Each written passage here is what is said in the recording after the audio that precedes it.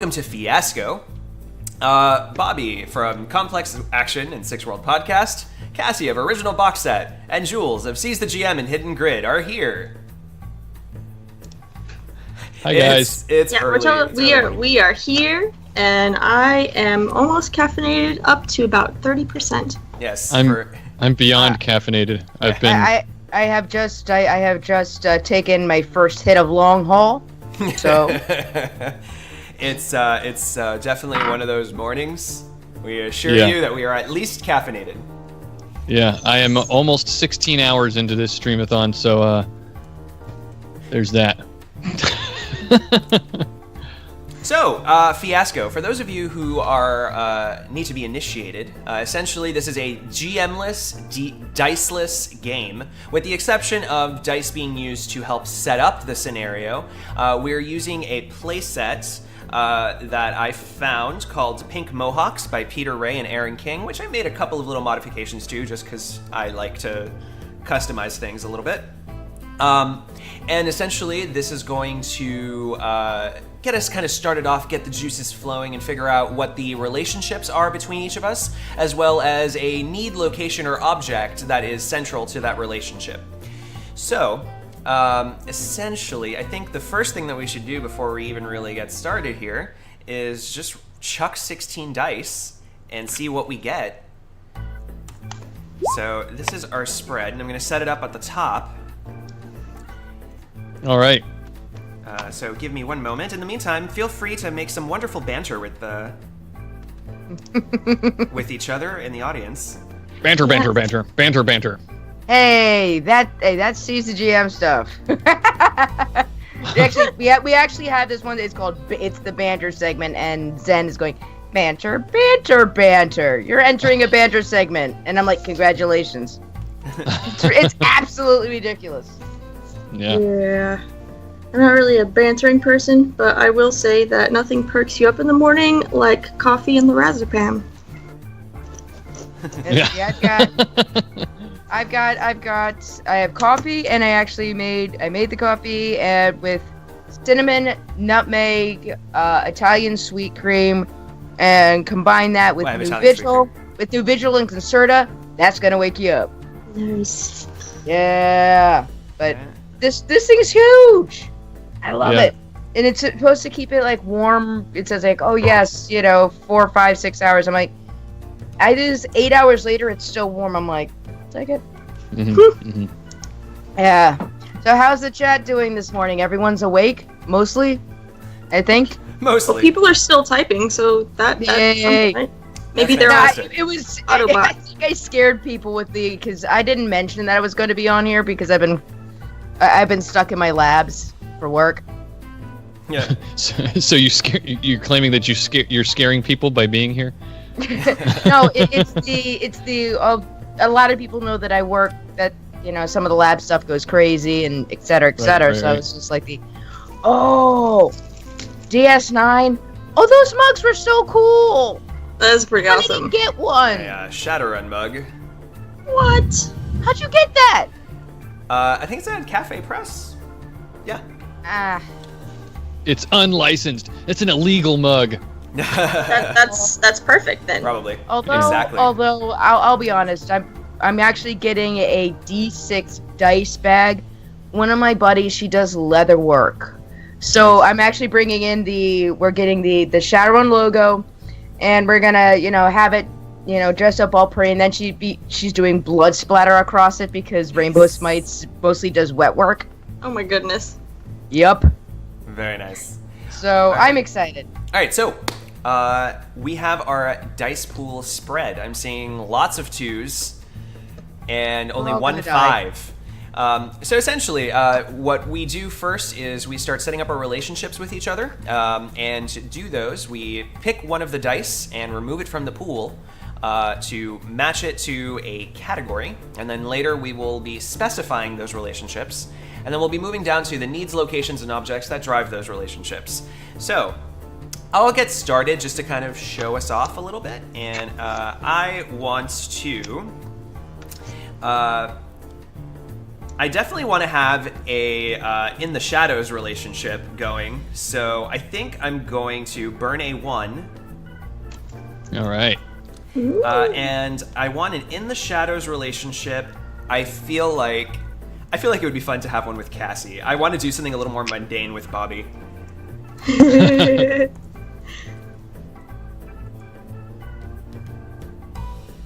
Okay.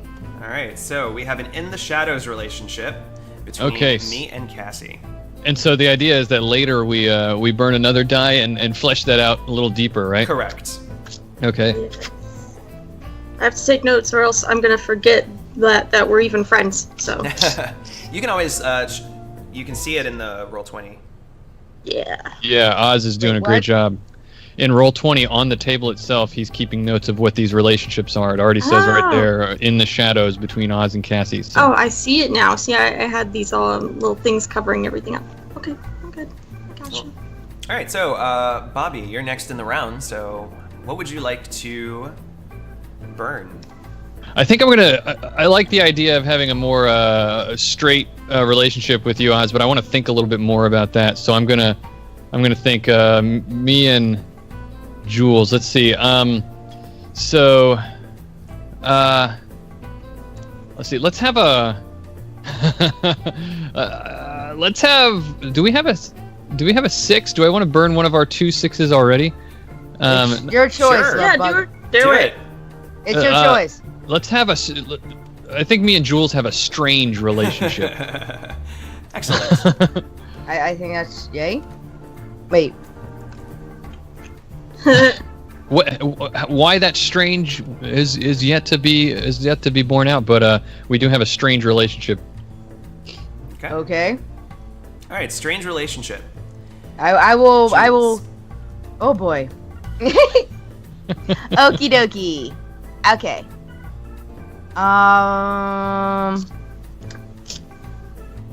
I definitely. Ooh. All right, I think this is gonna be hilarious. So you can, just so you know, you can do a either a category between you and Cassi, or you can specify the relationship between you and Bobby. All right.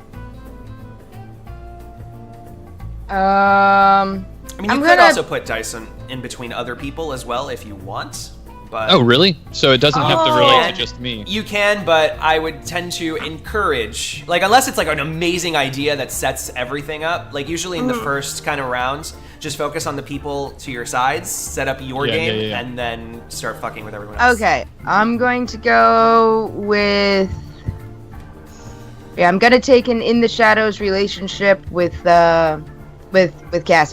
Yes. Right. So we have Because 2 in the shadows darn relationships. Skippy. I feel like both of the spokes from Cassie are in the shadows. I feel like we're starting to define who Cassie might be a little bit. Yeah, she is definitely heavily involved somehow. You know. Does it matter? It's hilarious.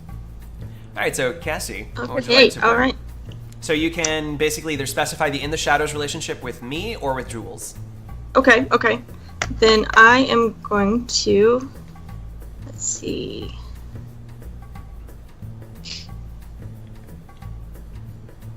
Okay, I'm going to. Let's see how many numbers we have. Not Jack Flowers. That's boring. I don't like that. We have a lot of 2s. Yeah, we We do. do have a lot of 2s. So yeah, I'll totally take one of those 2s. Me and Oz can be Shadowrun squad mates. Yes. Nice. So you guys are Shadowrunners. Oh. Yep. All right. Me. All right, so I can either. Well, we don't have a relationship at all, Bobby. I know. All right. How about we burn?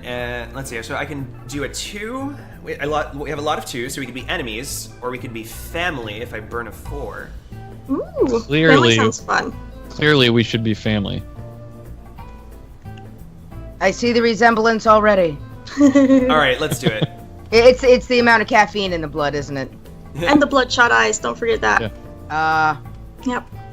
I just like that we're family and we have so many 2s, so this sets us up to be spouses, I think. Oh man, Love it. I'm wondering though if I want to kind of go the enemies route with, well, I don't know. A lot of these are nah. Family looks good.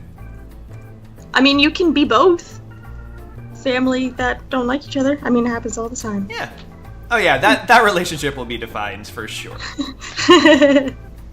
Okay. All being scared. Ooh. All right, Bobby. Do you want to? You can define the relationship between the family relationship between you and I, or the strange relationship between you and Joules. I think I'm gonna burn one of our 2s and make our strange relationship stalker and stalky, Joules. Oh, you don't know why I'm stalking you though.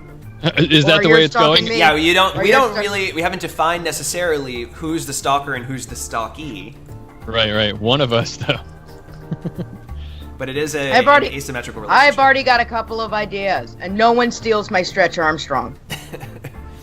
All right, Joules, your turn. You can Okey-doke. either specify the relationship between in the Shadows relationship with you and Cassie, or we can move to needs, locations, or objects between you and Bobby or you and Cassie. All right, let's take a look. Needs, objects, and locations. Let's do a need. And I'm gonna take one of the... Where's the... Oh gosh, of course I cover everything up. And I'm gonna take one of the ones that need to get rich. Ooh. For between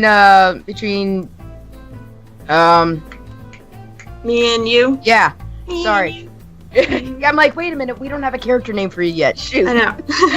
I apologize, because Shadowrun, I always think, oh, Shadowrunner names. So my bad on that one, but mwah, love you, Cassie. Indeed. Oh, Yes, man. so need to get rich. Yes. All the monies, all the ones. Okay. Let's see what I got. I'm sorry, Well- the music is so perky. I apologize for dancing. Sometimes dancing is. It just, I don't know what it is. This type of music just makes me smile. Oh, jeez. Okay. Hold on. My fonts are going nuts. Okay, there we go. Okay. All So right. we've got Hey, you didn't mean to hack that. 2.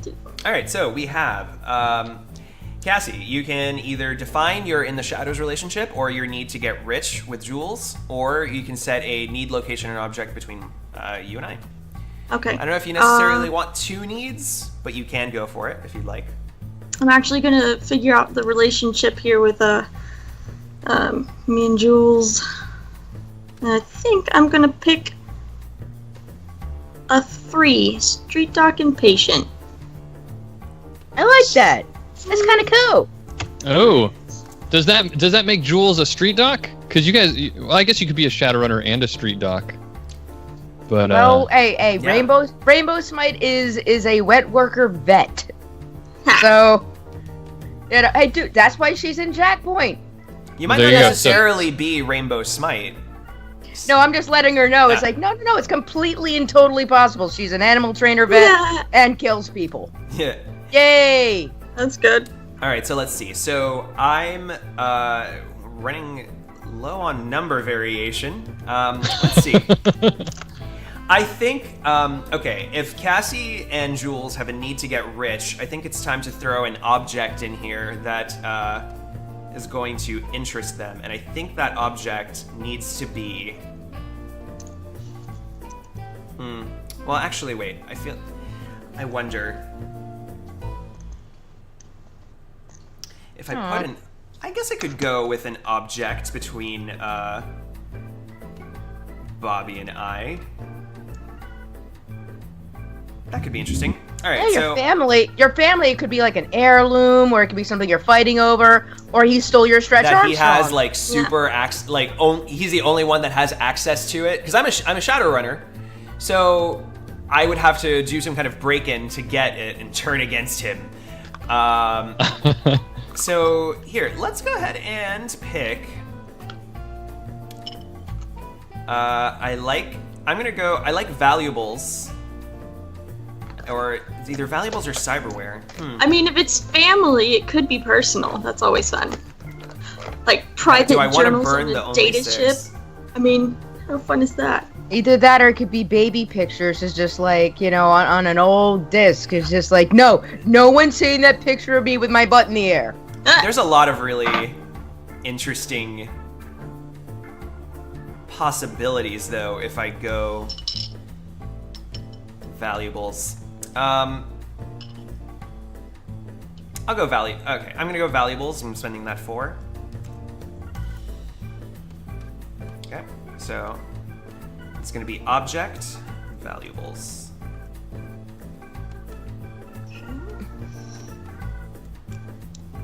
So we've got here for location.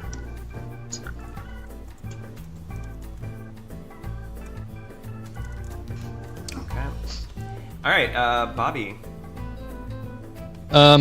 I want to find out. I want to decide what our familial relationship is. Now we know that there's a valuable in between us. That's true. What kind of So you can go 2 for spouses, 3 for parent and child, 4 for estranged, 5 for related, or 6 for in-laws. like that, air quotes related. Let's see.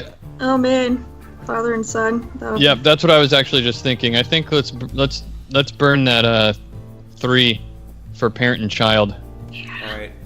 I mean, or mother and who knows?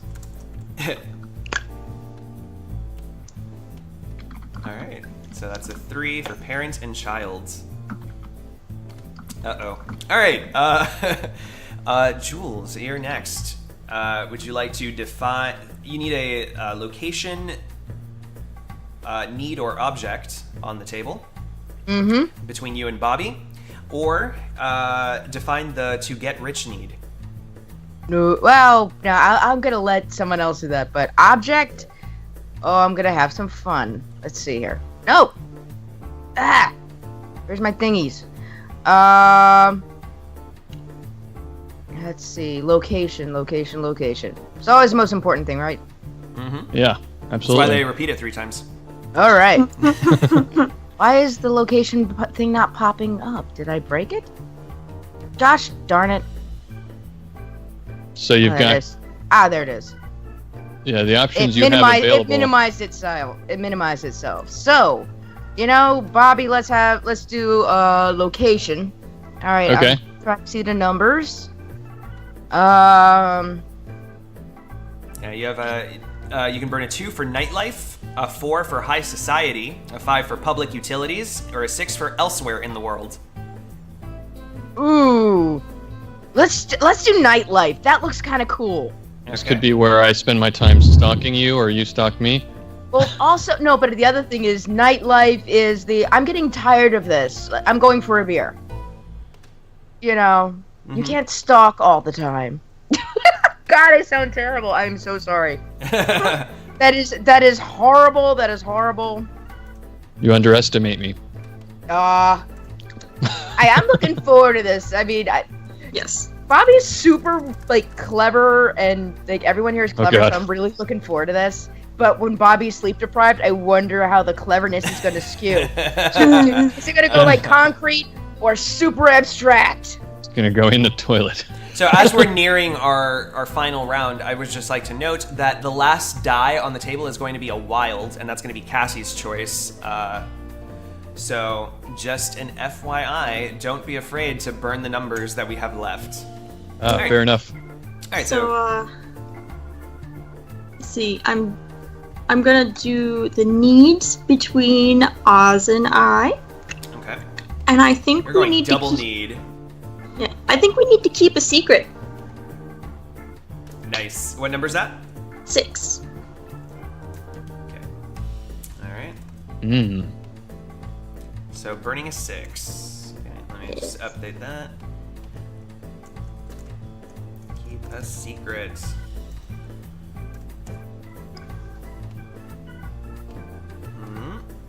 All right. Let's see. I think. let's see. What do we have under Keep a Secret? I can do a 2 for that you've been infected, a 4 for your addiction, or a 5 for that you're a double agent. Ooh. My personal favorites are 4 and 5. I think I'm gonna go with I like double agent. Something about this seems right. Or that you've been infected. Or have. Is that what we're going with? That you've been infected. Oh, that's interesting though, because you have a street doc and patient relationship. That's true. Joules. So maybe I know that you're infected with either like HMHPV or CFD or something, and Joules is yes. Okay, you know what? Yeah, that's starting to like trigger more things. So I'm gonna go with that you've been infected.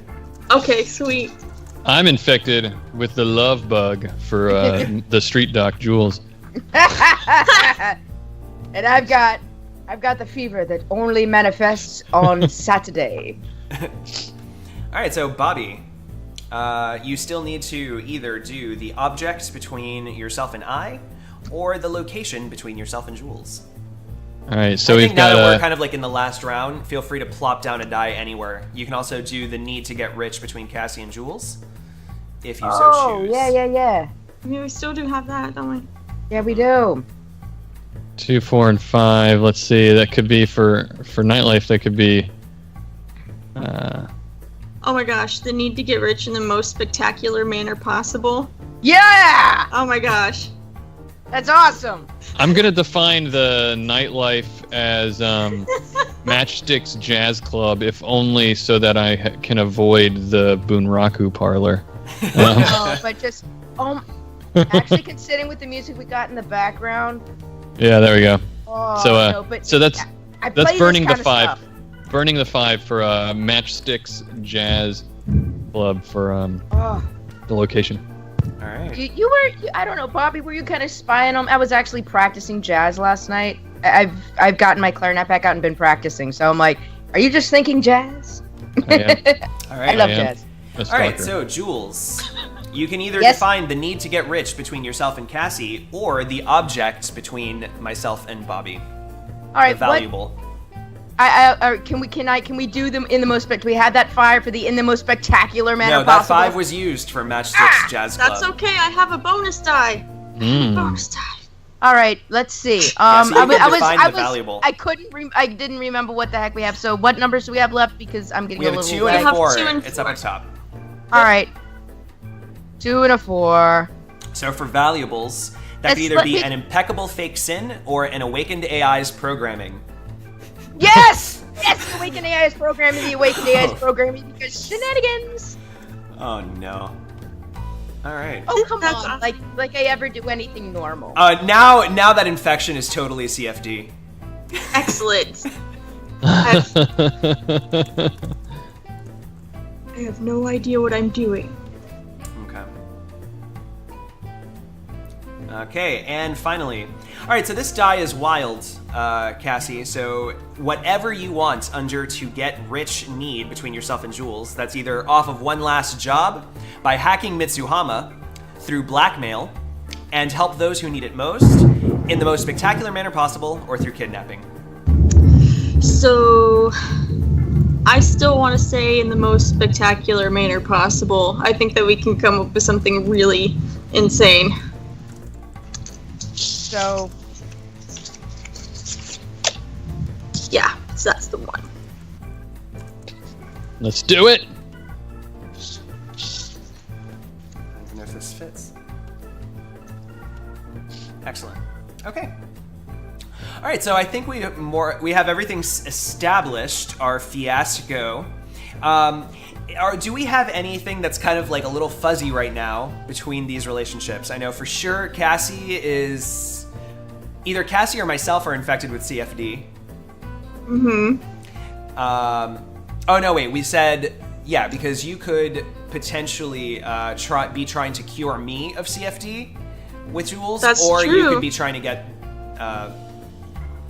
it could be trying to get biological samples to give to someone else that could use it, weaponize it, Yeah. or It's like, yeah, we're totally trying to fix you. Yeah. You can do that, or you can go complete Umbrella Corporation. I And then that's You are trying to get rich. And then that Exactly. stalker and stalkee relationship, I think that needs to kind of be worked out. Yeah, so but- do you have any ideas Yeah, for that my one? thing is though with the just before if we're trying to make money, is like, do you know how much money we would make if we actually cured CFD or some shit like that? We would be like famous, and people would like pay us as like, can I just lick your shoe? Yes, go right ahead. $50. Yeah, so it definitely sounds like you're the job designer in this case. Yeah. Yeah. All right, so we that are doing. stalker-stalkee relationship, how does that fit into this table? So Joules is the street doc in their relationship, right? I think that's kind of how it's looking, yeah. Yeah. Well, you know, it's a common thing. My wife is a pharmacist, and she tells me all the time that it's a common thing for people, medical professionals in the medical field, to have stalkers that you know somehow do that. So I think maybe I went to the street Really? doc one time and was enamored by Joules and decided just that this is Just to keep hurting yourself so you can go see her? yeah. Absolutely. You have to be a little bit masochistic to run the shadows, but I Yeah. didn't know that. Which I'll praise your wife for having cool information. You can actually bring it into an RPG. I'll praise your wife. Yeah. So that's actually really awesome because that's probably how Joules starts getting winds of Bobby, for some reason, having the Awakened AI's programming that could cure CFD. Yeah, because I'm sure in an attempt to impress her, I've spilled the beans on that. Ooh, Ooh. nice. So I think... And here's the thing: I might not actually realize you're a stalker per se. What I might realize is just like it's like there's a difference between stalker and fanboy, and I might not realize you've crossed the line, which might be funny. It's like, oh, don't worry. He's little strange, but no stuff. Harmless. And I think this parent and child relationship, I should probably be the child, since it sounds like Bobby is holding on to the Awakened AI's programming. I feel like a parent would usually have that, not the kid. Are you sure? Aww. Maybe I'm the child Well, and I'm a whiz programmer and I'm the one who programmed it. And that would make it Either even that or more you awkward when Well, he's either that or stalking you actually got an unawakened AI program and you modded it so it became self-aware. That could be another thing. So you're like a Decker Yeah. or Technomancer? Yeah. Okay. And you're my child? Yeah, man. So what's stopping me from using my authority to get the thing from you? Your authority? What authority? I'm a technomancer. Frag the system. I am scared of you, I think. All right, so I think we have a good Fiasco set up. We have the bare bones idea here. I think the CFD is definitely Cassi since she's the patient. Yeah. So let's get this started. So if anybody has any interesting scene ideas that wants to kind of get this started, the way that Fiasco works is we're going to either establish a scene or resolve a scene. Establishing means that when it's your scene, when you establish, you decide where we are, who you're having the scene with, and you have a 2 to 5 minute scene about, and chat is going to determine whether the outcome is a white die or a black die. The white die meaning that things are going to go well for you, or black, things are not going to go so well for you, or and that could be happening right now, which is why we're monitoring chat live. So, I love you, the chat. So as you're seeing like the options kind of stroll in chat, that's how you start informing which way your scene's gonna kind of go, whether you make a really bad decision or throw some bad stuff out or some good stuff. Make it work. I think. Oh, so that's established. Resolve is you allow the other players to set up the scene for you, but you select how the scene will go with a white or a black die. Okay. So, who do you think who thinks, anybody have a scene right now that's just like, oh, I gotta have I gotta start this off. I mean, I'd love to see an argument between father and son. That would be fun. Yes! Yeah, I was probably out too late last night at the jazz club, watching Joules. Nice. I feel like such a creep. Good. Are we gonna come up with our own names, or are we gonna let the chat decide it? Oh, that's right. Yeah, we have to name ourselves. That's Yeah. very important. What's in a name? I'm gonna call you Captain Snugglepants. Let's see. So I'm a Shadowrunner and I'm a parent. I need like something grizzled. I've had a hard life.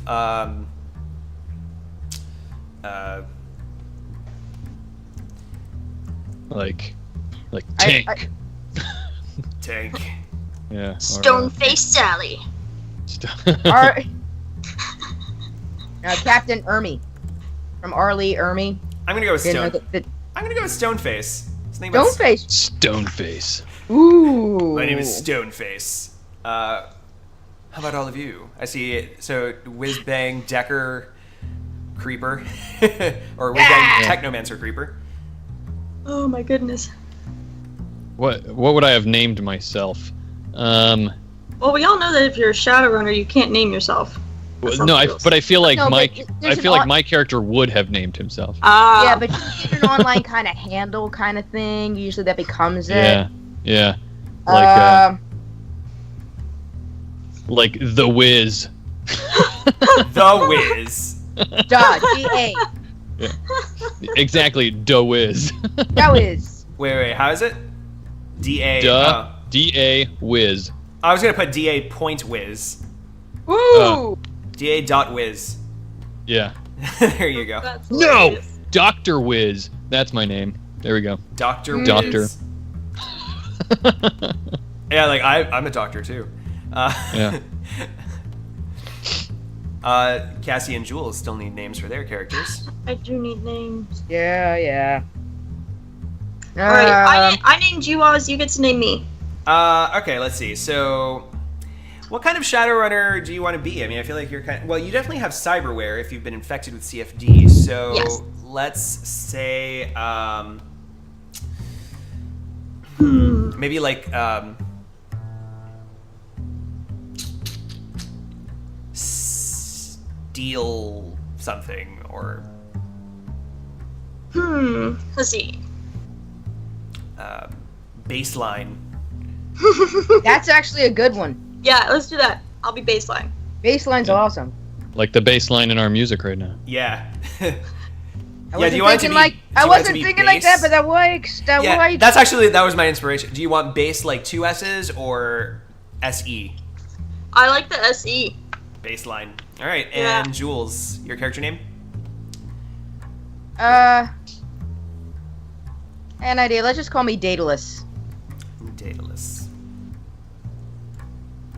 So for a second, Especially I thought you since we're said dealing with left. AI and stuff, you know. And I'm a terrible person. All right, so Daedalus, the Great Adventure. All right, so just before we get started, let's go ahead and each do an introduction of our character and kind of how we see what we're doing as. So, my name is Stoneface. I'm a grizzled Shadowrunner, and also a face. I'm a tough face. I'm a tanky face, and I have a son who thinks he's hot shit. He is good with computers. His name is Dr. Wiz. And I've... you better believe it! My squad mate of many years, Baseline, I've found out that she's been infected with CFD. And, we've been loyal for many years, I think. And it's time to, I need to rescue her. So... Yay! All right, Dr. Wiz. My name's Dr. Wiz, and I'm like the best hacker ever.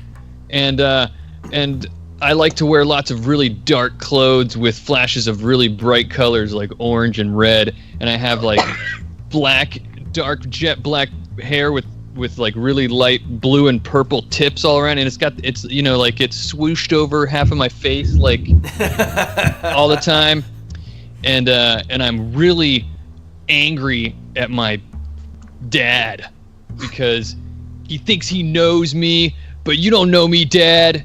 You don't know nothing about me. Yeah, that's right. And I recently found this AI or this program, and it was a pseudo artificial intelligence, and I've been messing around with that. And holy dreck, it's a full blown AI now. Oh, you know what we also need to do in our introductions? We need to establish our meta type. So I'm gonna go orc. You're gonna go. Well, I'm a orc. You could be a human too. It doesn't really matter. Yeah. Remember, they can. Yeah. I'm a human elf poser. Ah! Oh shit. All right. Daedalus. All right. I am Daedalus. I am a street doc and kind of biological parts tinkerer. Best way to describe it. Ethically, yes. Ethics. I have those. Not often. Yes. But the thing is, though, that I come up with these wonderful, wonderful ideas and ways to test them, although some of them might not fall within the realms of the Hippocratic Oath. Mm-hmm. Do no harm to who? I'm fine. But pretty much my thing is money's been kind of running low, and I want to see if I can make some bank. And I'm thinking maybe, this is one I haven't done with, CFD, let's see what I can do with here. Either I weaponize this or I cure it. Either way, I get paid. Mm-hmm. And she's a maestro with those hands. She's amazing. Yes. Ah! And baseline. Sorry, Hippocratic Oath. Hippos before mankind. I love you guys. Oh, you guys are great. All right, so baseline is a cyber junkie who loves to get modded out and then see how far they can beat the crap out of people. And baseline is Stonephase's backup in case his special brand of facing doesn't work. And she has recently found out that she has CFD. However, when she goes to her street doc, she says that she has this friend who has CFD, and I think that we can use that to pay off all your debt and make a lot of money on the side if you can figure stuff out. You're smart, right? I think that should actually be our first scene. All right, it's however you want it, love bugs. However you want, I think, but that sounds like a good start to this. No, I'm letting the chat know. Whatever you yes. guys want. Chat. You sexy, sexy people in the chat rooms. Yes. Oh, so chat, this is where you start coming in. If you feel that the scene that is about to occur is going to end well for Cassi, you just shout white, and if you feel it's going to end poorly for her, shout out black. So. Generally about halfway through the scene. Yeah, usually and you start wrapping that up. So let's see how this starts. She's already shouting white. Everyone, let the scene occur. All right, so this is between Cassi and Joules. So first, remember to establish where you are, and then begin the scene. Okay. So I'm assuming that we are in Daedalus's place of business. Yeah. It's a van down by the river. She's a troll, by the way. This is fantastic. Oh yeah, I forgot. She is a huge, big, burly, but attractive in a troll way, because why not? I get to play whatever I'm not. Yes. So yeah, I guess I'll be human because I forgot to pick a meta type. Whatever, it works. So yeah, we're in her office in a van down by the river. And what city are we in? What city are we in? We're just gonna say Seattle, or were you gonna go Boston since we're in CFD area? It's raining like hell over here, so maybe Seattle. I don't know. Let's go Seattle. Let's do it. Seattle. Yep. Cool. So yeah, and Daedalus is putting in some adjustments on my cyber arm because I got it kind of dislocated in our last meeting with Johnson. That didn't end well, and yeah. So that's where I'm at. What about you? Well, in the van down by the river, I just finished patching up a couple of urban brawlers because why not? And they're handsome boys, so patch them up and then send them on the way. I'm like, oh, that is so nice.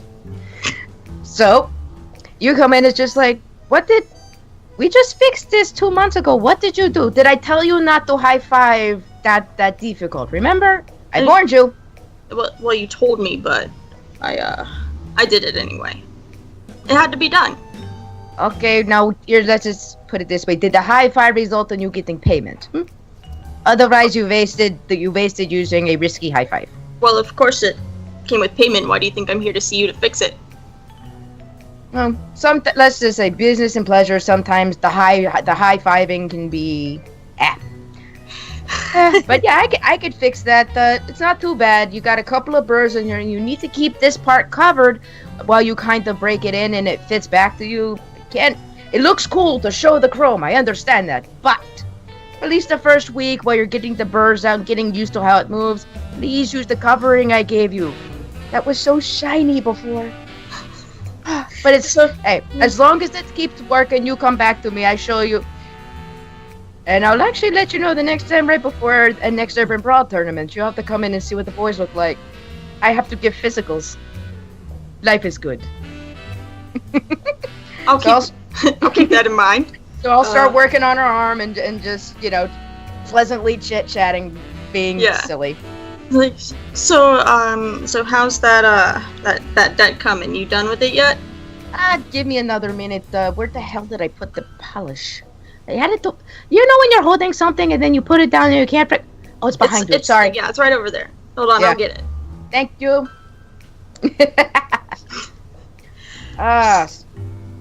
So how are things going with you? You've been finding any work? Oh, finding lots of work. Too much work. Pays well? Of course. But I do have something pretty interesting. I'm always up for interesting. Do you remember? Negatives. Huh? Is this interesting good in the, Japanese, in the leprechaun good luck kind of way, or is this in the Chinese threat, may you live in interesting times? Can it be both? I suppose so. What you got? So, you remember, I remember, you had a little bit of financial trouble.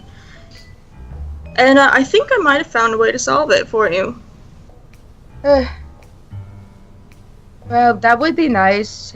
Although I would miss the 10-year routine. They send the guy to collect the money. He tries to break my kneecaps. I break his. Then he pays me to fix them, and then I send them back. It's been so long. But yeah, I missed the new routine. But yeah, what you got? Well, I just found out that one of my associates has come down with a little something that you might be interested in to do some research on. Are we talking came out with something as in a permanent case of death where we can go through their pockets and look through loose change? Well, they're not dead yet. Oh, okay. So, all right, Miracle Max kind of thing. Okay. Yeah, but you've heard of CFD, right? Oh yes. Well, I figured you could have some fun looking at it under a microscope, or whatever you look at. You'd be surprised. I do have a lot of interesting machinery in here. But yes. Brain samples, blood work, medical records. Is that what we're looking to steal? Steal, borrow. They still might want to keep their head if they have CFD. Well, yes. I have never done a job where I have to knock somebody out, steal brain tissue, and then come back. This will be fun. Oh, great. Why are you laughing? This is interesting. This is science. It is science. Yeah. So. Yeah, count me in. I'll figure it out, and then I'll, depending on what the samples tell me, we might get the breakthrough. or I can figure out how to weaponize the damn thing. Either way, it's worth a fortune. I agree. I'm going to start suggesting that this goes the black route because I'm sorry. Because she's already talking about brain tissue, and now It's like I'm it's her well, brain it's too tissue. late You to- said you it's didn't too say late it to was start you. now. Of course I did. Yeah, if point. it's somebody else, I don't care about them. It's true. It's- If Facts. it's you, I'd give you the general anesthetic and double check to make sure, and I would actually use a fine needle aspirator. Yeah, I wouldn't just go crack, yoink. it'll be good. It'll be good. So You'll she's. You'll still Yeah. keep your piano lessons. Baseline is going to have to figure out how to get brain tissue from somebody else and make it look like they have CFD, and obviously she does not have the smarts for that. Excellent. So there's I think you're getting a black die there for that one. Excellent. I love it. Yep. All right, so go ahead and finish off this scene.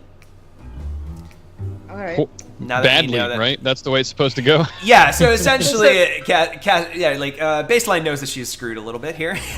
Yeah, so is brain tissue the only way you can do any research? Can you just get blood samples or something? No backpedaling.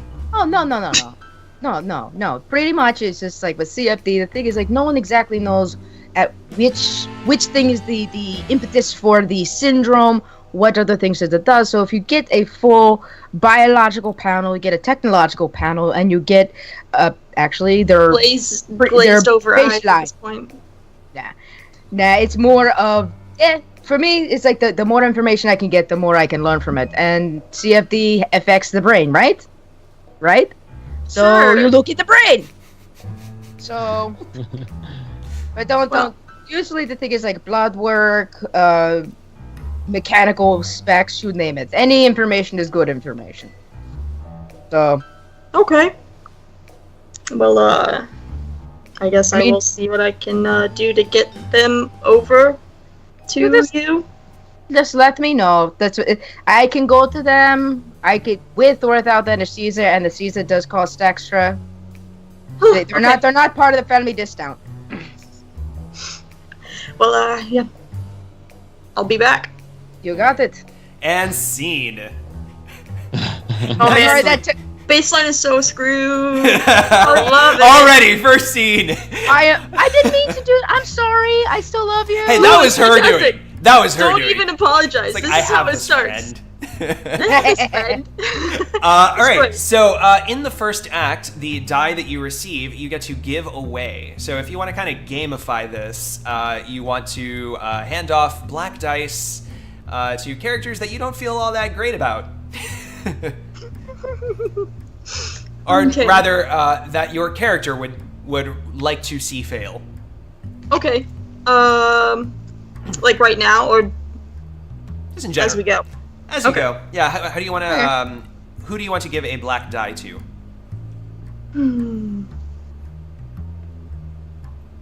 Between me and Joules in the scene. No, any of the players Oh, at this table. any of the players. I'm gonna give that to Bobby. All right, Bobby, you Dr. acquired a Wiz. black die. Dr. Wiz is going down. Just not yet. We have to wait a little bit because it's too early.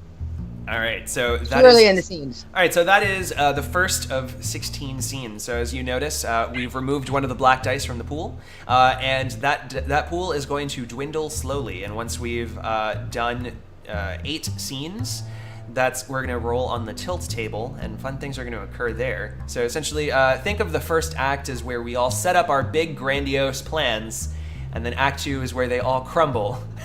And Yeah, so we, I guess with 16 scenes, we want to keep these scenes snappy, don't we? oh yeah, All right. All the yeah. better for role playing. Definitely a time crunch. All right, so I think I want to set up. I kind of want to establish a scene, and I would like to set up the father-son relationship between Okay. Dr. Wiz Cool. and Stoneface, and see if maybe I can glean some information on something that he's been working on, possibly. Yeah. So Dr. Wiz right now is in his bedroom at home. He's got some like moody emo music playing. The lights are turned way down low, and black lights are on in the room. And he's got a keyboard up, and there's a couple of monitors in front of him. You know, he's working on some coding. He's hacking the world, man.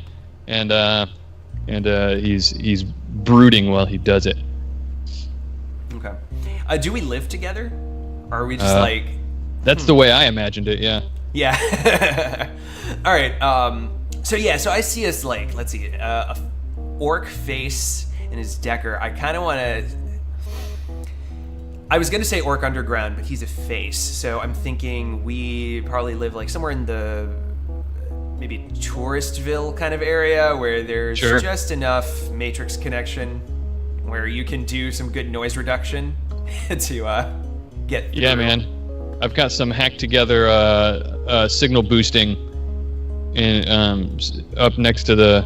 Ooh, wait. What if our home is near the jazz club? Sounds good. And I piggyback on their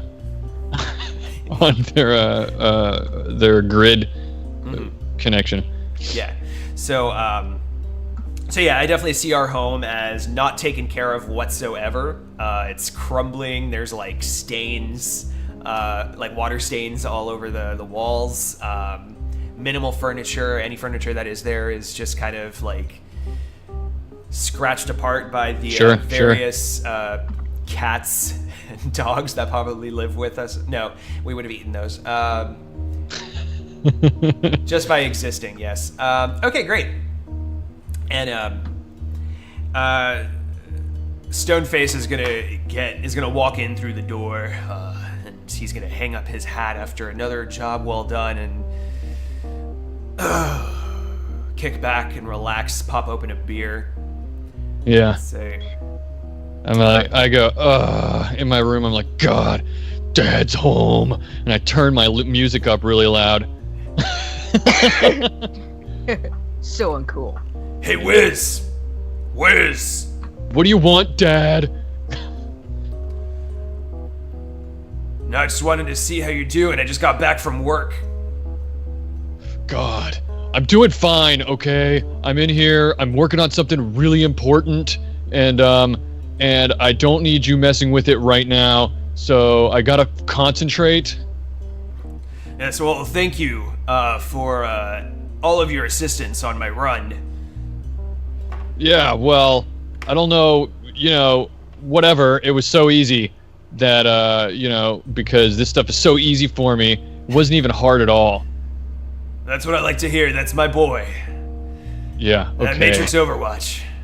Yeah, I don't know anything about these fandangled Matrixy things, but I'm proud to call you my son. Yeah, okay. Whatever. And gives you, like, he plants his big orc hand on your head and, like, just Oh, tussles your Dad! hair. Don't! Just stop it! And I swipe it back over in front of my face. God! So come on, maybe you could tell me a little bit about what you're working on. I'd like that. Oh my god. I don't even know if you'd understand, okay? So, there's this, do you even know what a artificial intelligence is? Yeah, more or less, and I start kind of Googling the Matrix.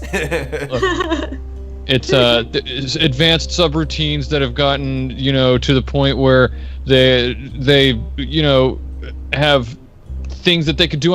I can't really explain it to you because, I know you just won't get it, but let me just say... You've always been the smart one. Yeah, well, listen, it's... Not smart enough to not get these stupid elf ears, but smart.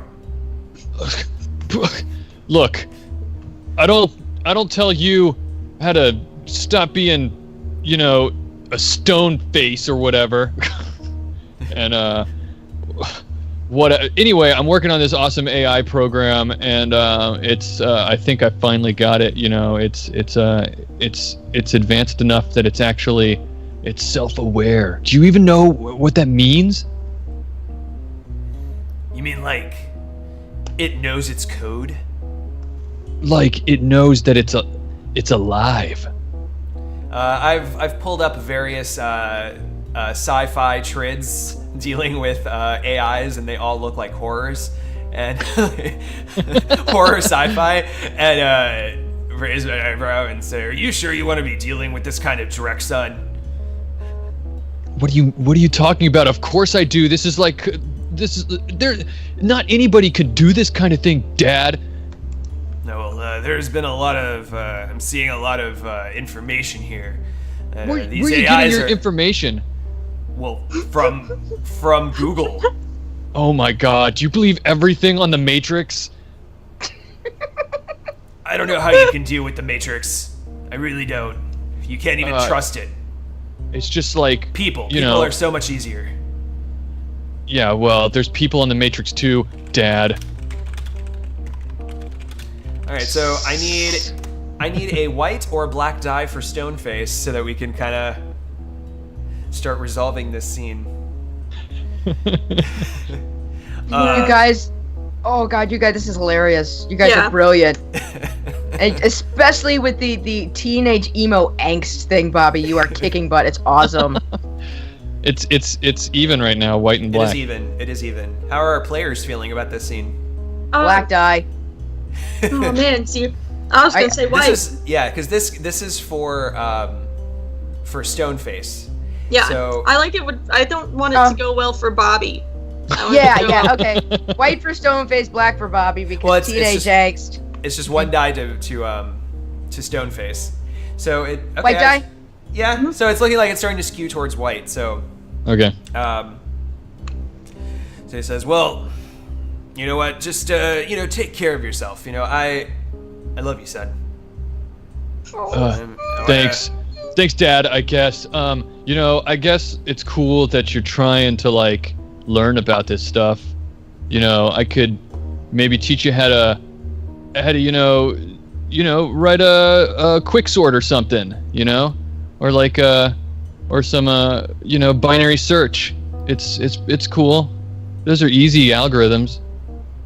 That sounds fantastic, son. Yeah. Give him a pat on the back and say, you keep doing you, and I'm gonna drink myself till I pass out. Getting your forgetting drinking done early today, Dad? It was a rough job. And maybe we could head on over to the jazz club next door.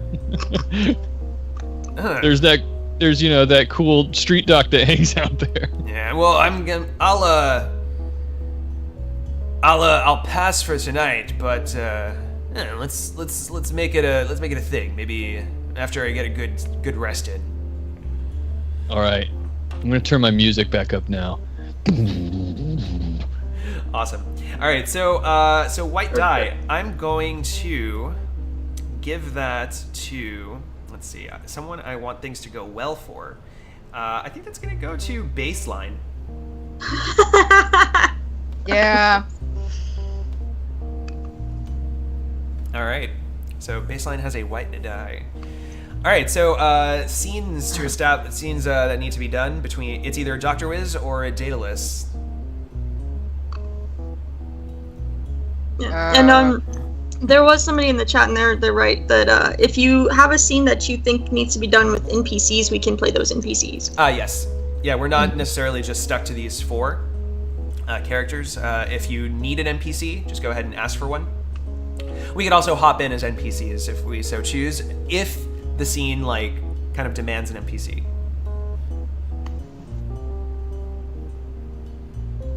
So All right, so we need to set up a scene.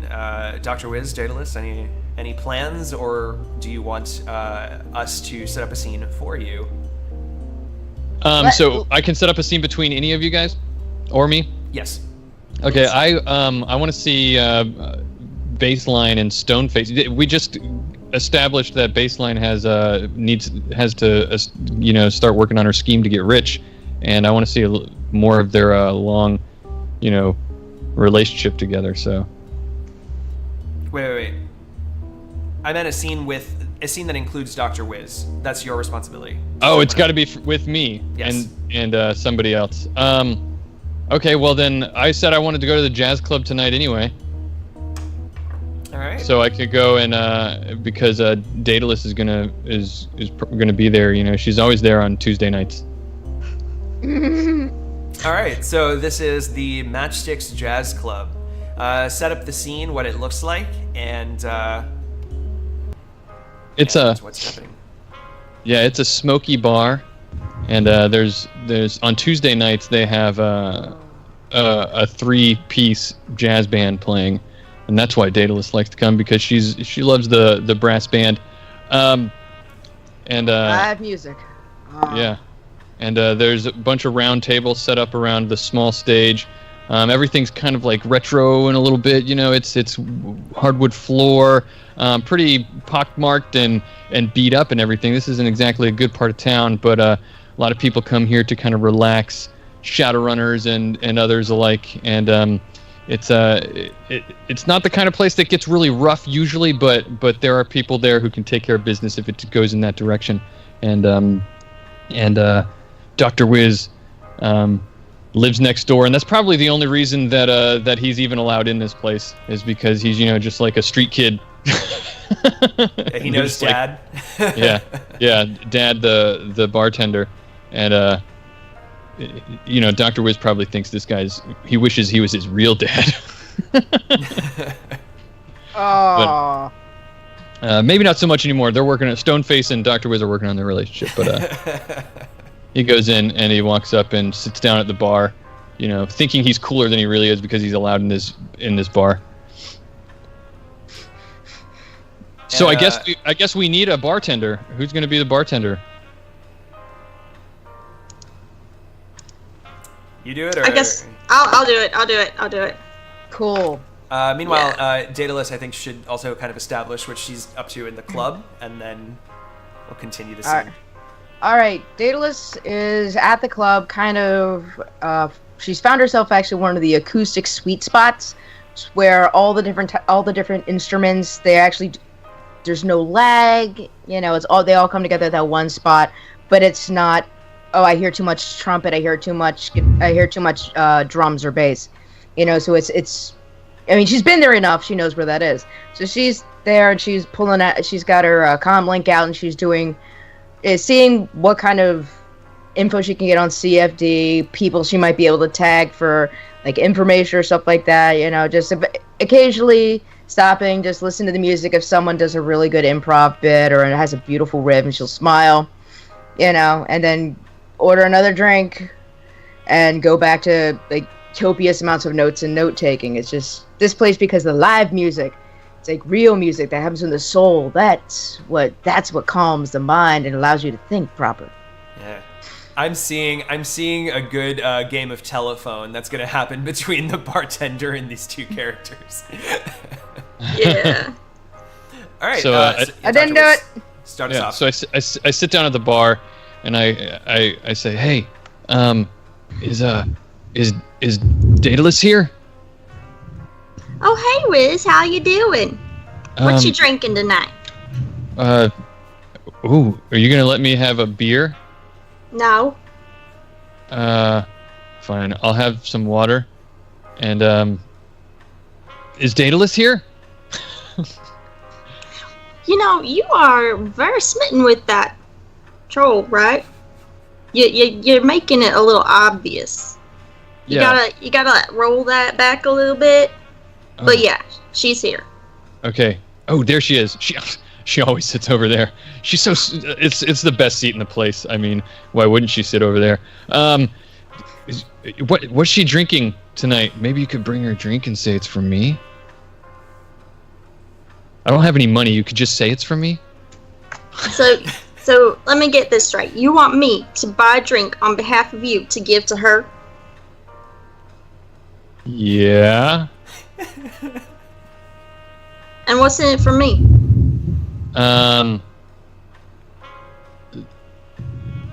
Nothing. Pardon me. Woo! Oh my gosh. Right. Well, I tell you what. He's the perfect teenager. Yeah, right? So, I tell you what. I got one of my decks back there that need fixing up. I keep mashing on buttons. Nothing seems to work. I don't know what to do with it anymore. So if you can go take a look at that, I will get you your drink for your friend. Sure, of course. It's already done. You don't even go for it. Yep. So yeah. Oh my gosh. I will, the bartender will pour a drink. Joules, or I'm sorry, Daedalus, do you have a usual drink by chance, or should I just make one up for you? Sweet vermouth on the rocks with a twist. Ooh, excellent. So, yes, the bartender will make that, and will just stare at, look at, Wiz and be like, I'm telling you, she ain't gonna go for you, okay? Yeah. Alright, I'll do this, because I like you. Thanks. Alright, so she'll take the drink over to the table where Daedalus is sitting. Dr. Closing. Wiz, Yeah, I turn go ahead. around on the bar stool and I'm staring at them, not being subtle at all, waiting and watching. So, yeah, the bartender walks up, sets down a sweet vermouth on the rocks with a twist, I think, because I forgot. And, right, you're actually sweet vermouth on the rocks with a twist. Yep. yes. And she'll say, how you liking the music tonight? I like the set. The set is the musicians you bring in, they always have heart, they have soul. I'm liking these guys. There's none of that auto-tuning bull crap. You know what that is, right? I'm familiar. Yeah. Nah. So, The mistakes are real, the heart is real, it's so much better. Did you So give when her you- the drink yet? I thought the bartender's going to turn around and give you like a... Go, give her the drink! Anyway, you see that little whippersnapper over there? Yes. That one. The one that cannot be legally held for his actions. Yes. Yeah, that one. He want me to send this over to you. I told him that you wouldn't be interested, but you know how kids are these days. Oh, God. People is free booze. If he wants to waste his money on it, so be it. Everybody's saying black die for me here. Yeah, so this is not going to go as planned for you. So you guys need to work towards a resolution of this scene where that is the case. Okay. I mean, you know, if you want me to, I can just take that back and throw it in his face. No. Alcohol sterilizes wounds. Wouldn't want to do that. Nope. Best thing to do is... Before they finish their conversation, I walk over there and I say, hey. Yes? Well, I told you to go sit back and stay at the bar. Look, What? it's okay. You can... look, we've got a thing going on here now. You know what? I don't need to be here no more. You guys handle it. So she's gonna go back to the bar. And Hey, I'll actually say, thanks, hon, for the drink. I appreciate it. you're sure thing, honey. Now make sure you let me know when you want to get up on that stage. All right? You know, remember that AI thing I told you I was working on? I finished it. Wait, what? Wait, you were serious about that? Yeah. Dang. I'm Dr. Wiz. The Wiz is for wizard programmer. I'm well aware of the etymology of your moniker. Trust me, I'm very well aware of that. But it works. Yeah. I must be the only one that actually. Did anyone else read the reports on Deus and all that? Oh boy. All right, It's but totally overblown. what are you? I, Okay, I what, heard a conspiracy theory that didn't even really happen. let's just put it this way. I actually have some teeth from that incident in a trophy thing in my van down by the river. Yeah, they probably gave you the meds to. Anyway, So all right, let's just put it this way. It works as in it functions within the spec of its programming, or is it one of the ones that actually modifies its own base programming to change its own code for, as it were? Did you like the drink that I bought you? It's acceptable. Back to this AI thing. It's an AI. What more do you need to know? Is it a self-evolving AI, or is it one to stand under its own intelligence, but still within the refines of its own program, where it can mod and make choices, but it can't mod its own programming? Does your program mod its own programming? It's a fully realized AI that can do. I mean, I wouldn't say it's self-evolved. I kind of evolved it. It's all about me here. All right, You don't seem impressed. I'm getting on I'm kind of like stealth texting on my comm link to Baseline. Is just like, I might actually have an interesting hit for your friend. I will talk to you later. And to my character has a lawyer because of medical things. You know, you want to make sure that, you know, certain things are already signed, and if I act, I'm still covered. I'm like, oh god, we're all gonna die if I don't get back to you in 24 hours. Execute the dead man switch. So, I know the stories of what happened when we loosen AI. So, all right, but no, I mean, let's just put it this way: there are so many console cowboys, you know, shaking their cyber dicks in cyberspace. Let's Totally just put it reject this him. way. Yes. Do you want to go on a date sometime? That gets in the way of me making money. What does money have to do with this? I like money. I like what money can afford me, usually new equipment. So you're saying yes? I'm saying that if let's just put it, I'm on a fact-finding mission. You are if you want to tag along, I could always use somebody that can Fine, break the dick. forget about it. And I stomp out. Wow, what a prissy little bitch. All right, Wow. so that was a black die. That was an amazing scene. All three of you. Thank you. Bobby, you are so awesome. That was just I love you, dude.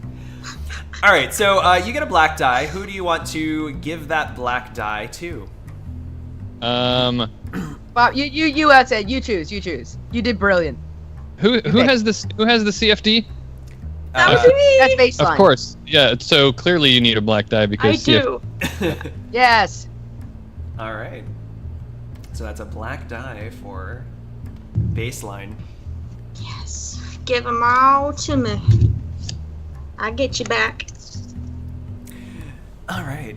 So, last scene that needs to be for this round belongs to Daedalus. So, do you want to establish, or? It sounds like you have you have your work cut out for you. I think you could establish this scene.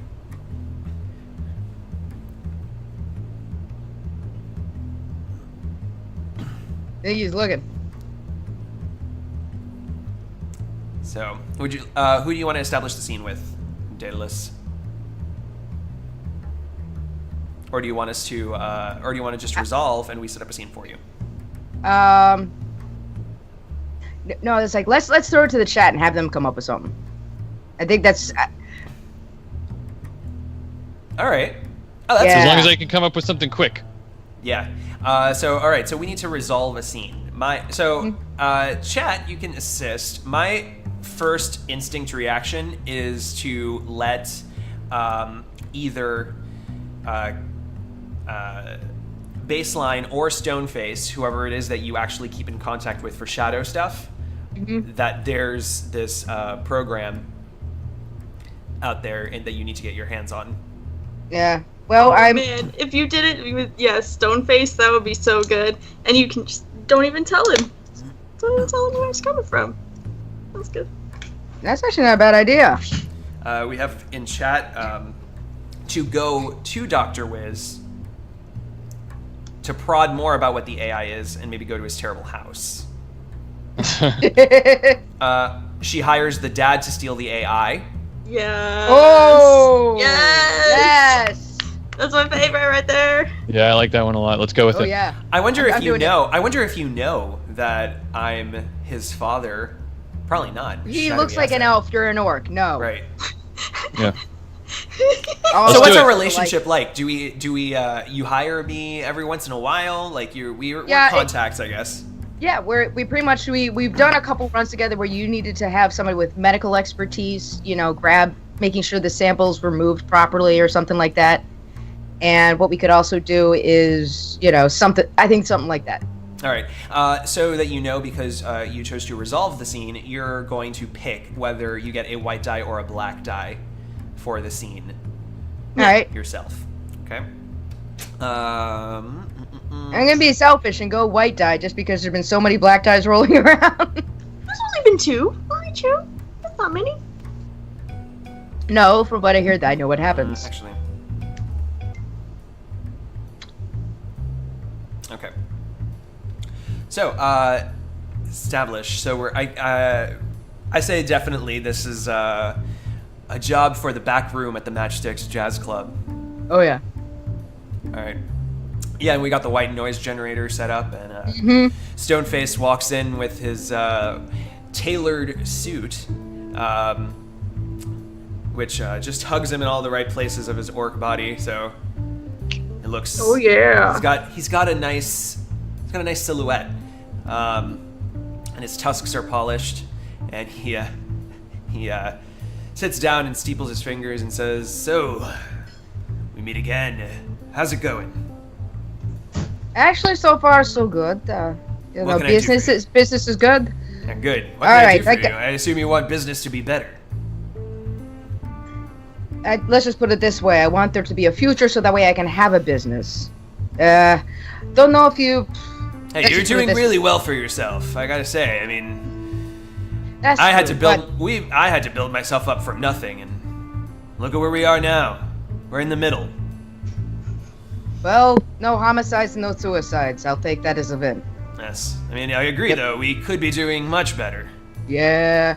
Well, coming to speak about that is, let's just put it this way. It's not my area of expertise, but some young elf weenie, little boy, yes, came in and was bragging about he has an AI, and I don't know if you remember what happened when their last time was an AI. That was living AI. You remember all the crazy stories, and we actually had to pull in a couple of people. We had to. Oh, you remember some of that mess? Well, With rogue AIs, we had friends. Remember some? Oh God, remember Old Man Cordy used to bitch about having to when he took that job when he was a young dwarf. You remember him?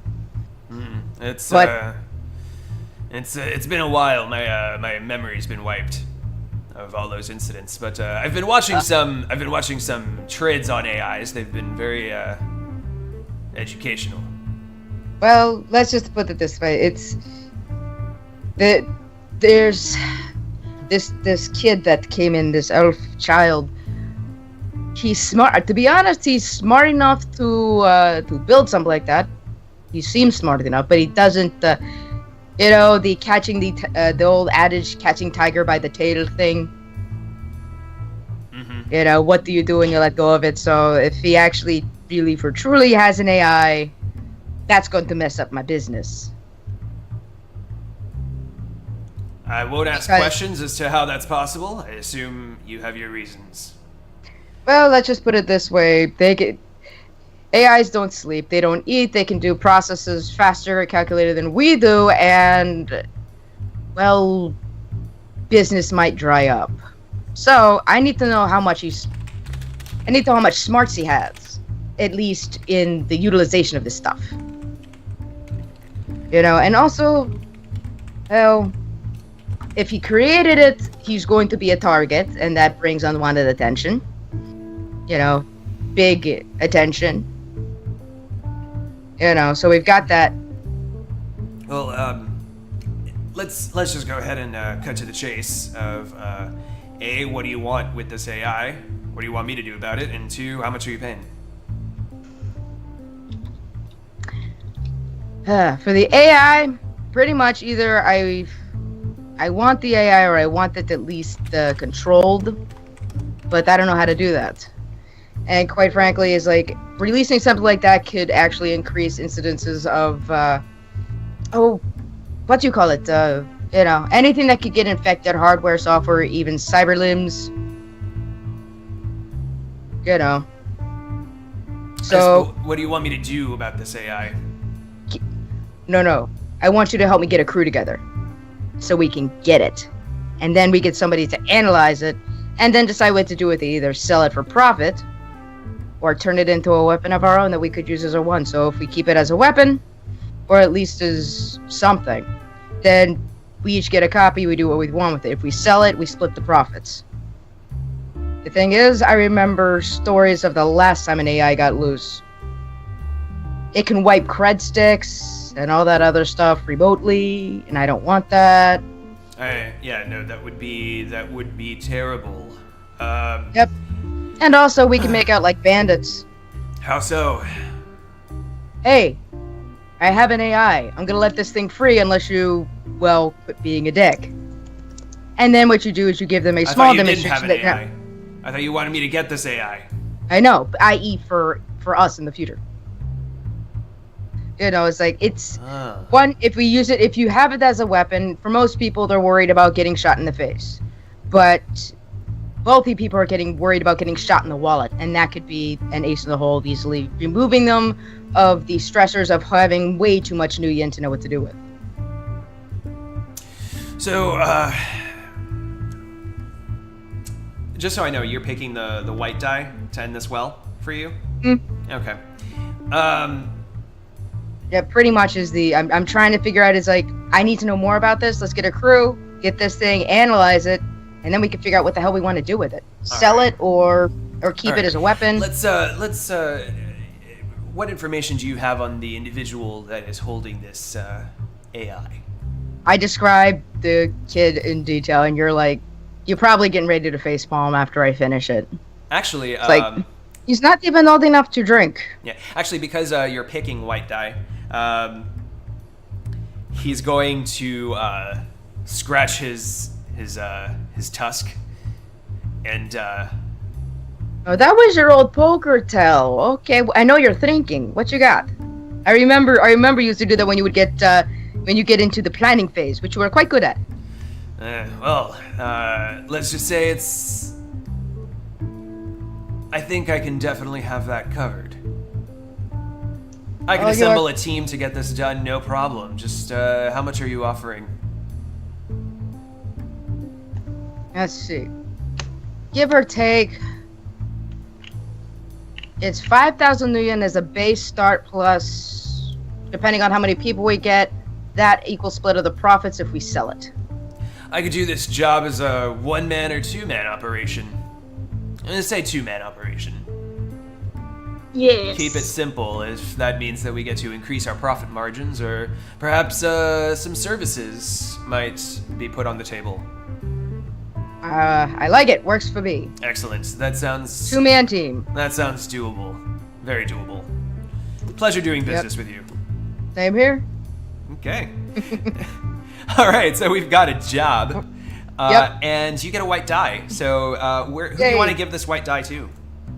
I want to give it... I have to give it to Dr. Wiz, because... Yeah. He's been doing so awesome. He's been playing so well, and he's still going through with this. Is like, I don't want him dead yet.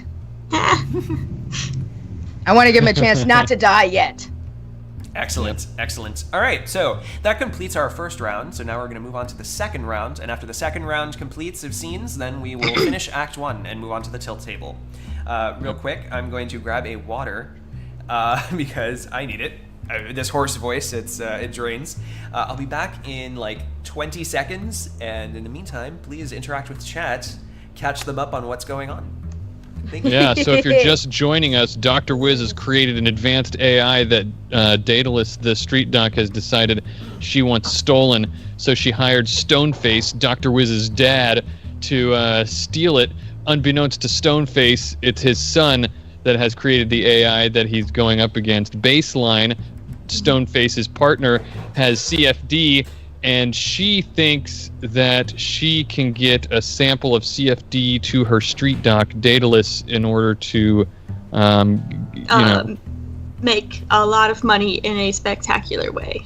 Yeah, but what she did not anticipate was that Daedalus, her street doc, who wants to make a lot of money from it, would need a brain sample from her. Yeah. Mm-hmm. Yeah. Yep. But my thing is and Daedalus right now is just like, is seeing everybody is just like, profit. I need money. It's like, yeah, she's making money, but it's not scratching the, oh, hell, look at what I pulled off kind of itch. You know what I mean? Yep. And so that I can make sure that we're all aware of time and everything for the Streamathon, we probably want to stick to about 5-minute scenes from here on out. You got it. Yeah, sorry about that. The scenes should start coming a little more fast and furious now that we've kind of set up what the stakes are for all of our characters. Or most of our characters, anyway. Yeah. I still don't know what I'm doing, but I'm having fun doing it. All right, so who wants to establish the first scene? Or the next scene? Well, I think it should be you, or at least you should be in it, Oz, because... I'll do it. I already know. I think I know where you're going with it, and if I'm wrong, whatever. I'm establishing the scene. Cool. So me and Baseline, I'm gonna set up a job with her to infiltrate my house in my child's room. Oh my god! And steal this AI. Oh my god! This is brilliant. Yes, because so actually yes. Okay, got it. All right, so I'm gonna go with this one. All right. Oh my god. So in the Matchsticks Jazz Club, I've set up a meeting with Baseline. Nice.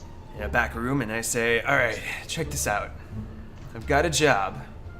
And it's gonna be pretty easy. Easy? Yes.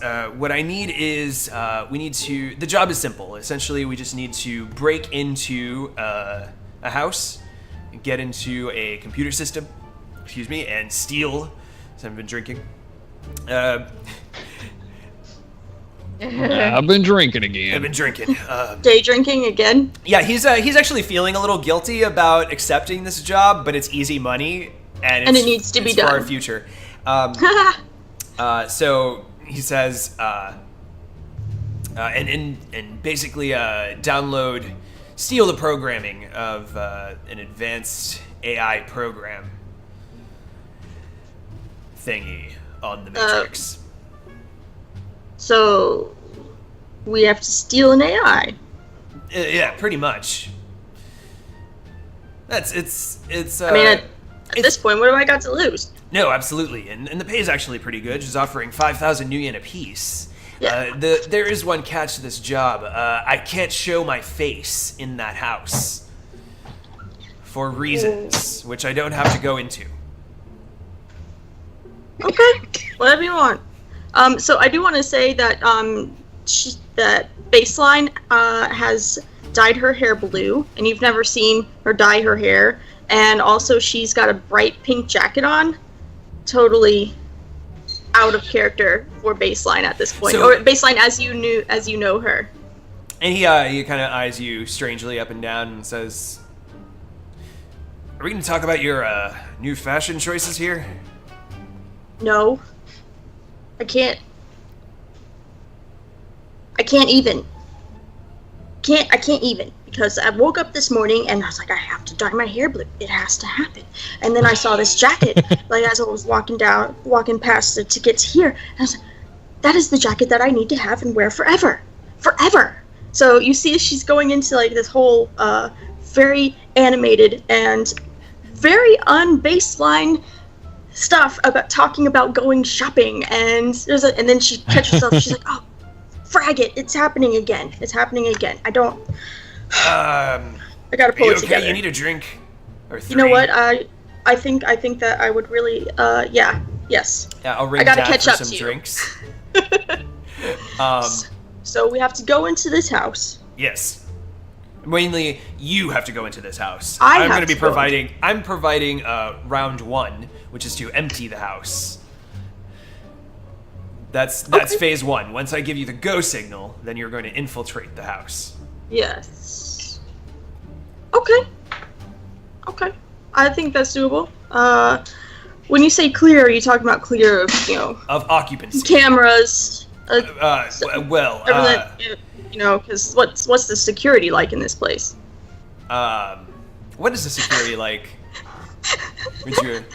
Because Dr. Sun might have Wiz. probably. Yeah. I'm betting Sun set up all the electronic surveillance in the house. Yeah. Yeah. How much of that would Stoneface know? Probably Just not. enough. Probably know that there's something, but Yeah. maybe not everything. Yeah. Yeah, I'll figure out a way to knock down the cameras. Don't worry.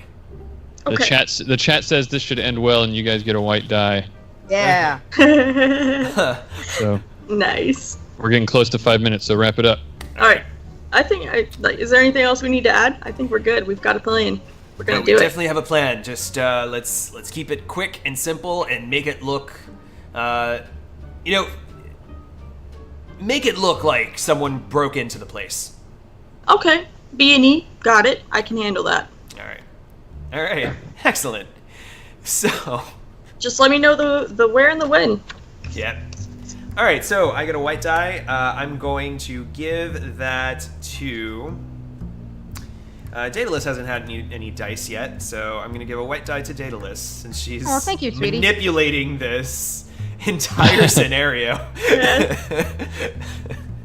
That's the funny thing is like, for real in realsies, I'm not that mean, but I need to stretch that manipulation Oh. muscle sometimes. Well, you know what? Welcome to Fiasco, the the horrible person generator Yeah. role-playing game. Thank you. This is the best. This is Mm-hmm. I'm having a blast. So who's it's a next? good Do we go in batch. order, and who You does don't have to go the in next order. one? Whoever wants to do the next scene. I think it would be great if I'll establish a scene where Baseline, after talking about this job with Stoneface, has decided to come over to Dr. Wiz and Stoneface's house to case the place and plan their approach. Oh, that's Is- delightful. Is this when I find out whose house I'm actually breaking into? Of course.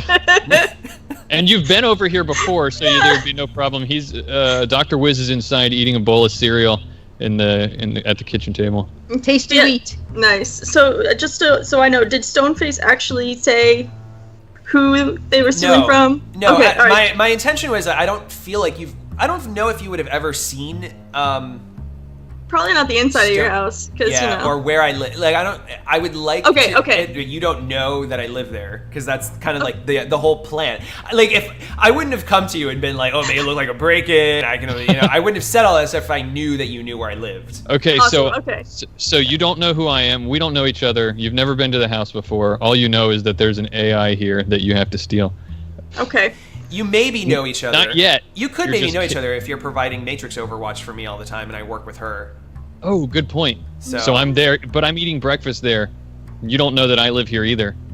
Oh man. Okay. So I'm casing the place, and I'm assuming that I'm not actually going into the house yet.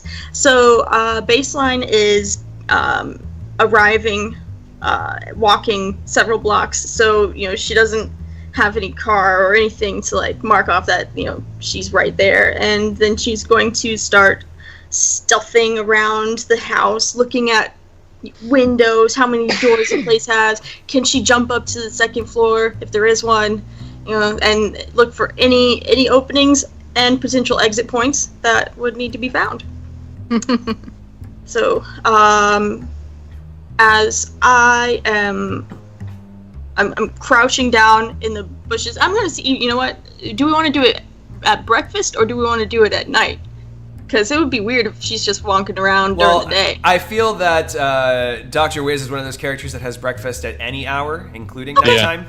Perfect. He's eating a bowl of cereal. Let's just put it that way. You can eat that anytime. That's all I Yeah. need to That's know. an all-time food. All right. So, yeah. Baseline's walking around the house. She's crouching behind the sparse shrubbery that's halfway alive at this point, and looking in, peeking through windows, and she sees that there's one light up on the second floor, and there's probably just enough handholds for her to climb up and peek over the windowsill and see what's in that lighted room. Maybe that's the room that she needs to be in. So what does she see? Dr. Wiz is in there in his boxer shorts, eating a bowl of cereal, and staring at his computer screen. He's just watching some Matrix channels, YouTube-y type videos, and just relaxing. Okay. Laughing with a mouthful of cereal every once in a while. All right. So, I've never actually met you before. I would only know you by your handles and what Matrix stuff. So I don't think I would recognize your face. So I will continue to inspect the room, see what kind of what's the word? What like decks or Matrix-y looking things that would possibly house an AI. And Oh yeah, well there's electronics strewn kind of everywhere, but definitely there's a one small console that's got like a bunch of stuff currently hooked up to it, and it's got some power to it. Some like liquid cooling going to it, and it's probably got some like awesome LED lights lighting it up, because you've got your box has got to look cool, like a hacksaw, and yeah. So there you go. All right. So let's see. So after she has just decided that that's the thing that she's going to be picking up, she's going to climb down and let's see. Give me a. Oh, I don't know what I just did. There we go. So, I was gonna roll a dice to see odd or even if she falls down, but I don't think she's gonna fall down quite yet unless her cyber arm. You know what? Maybe that could be what the white or black die represents, whether he like detects you or not. Yeah. We're getting mostly white. So far, yeah, we have 2 whites, 1 black. Okay. Yeah. I mean, I wanted to go black, but that's me. Yeah. I think it seems like from the chat they're kind of slowly collectively deciding to save all the black die Later. for when things get interesting.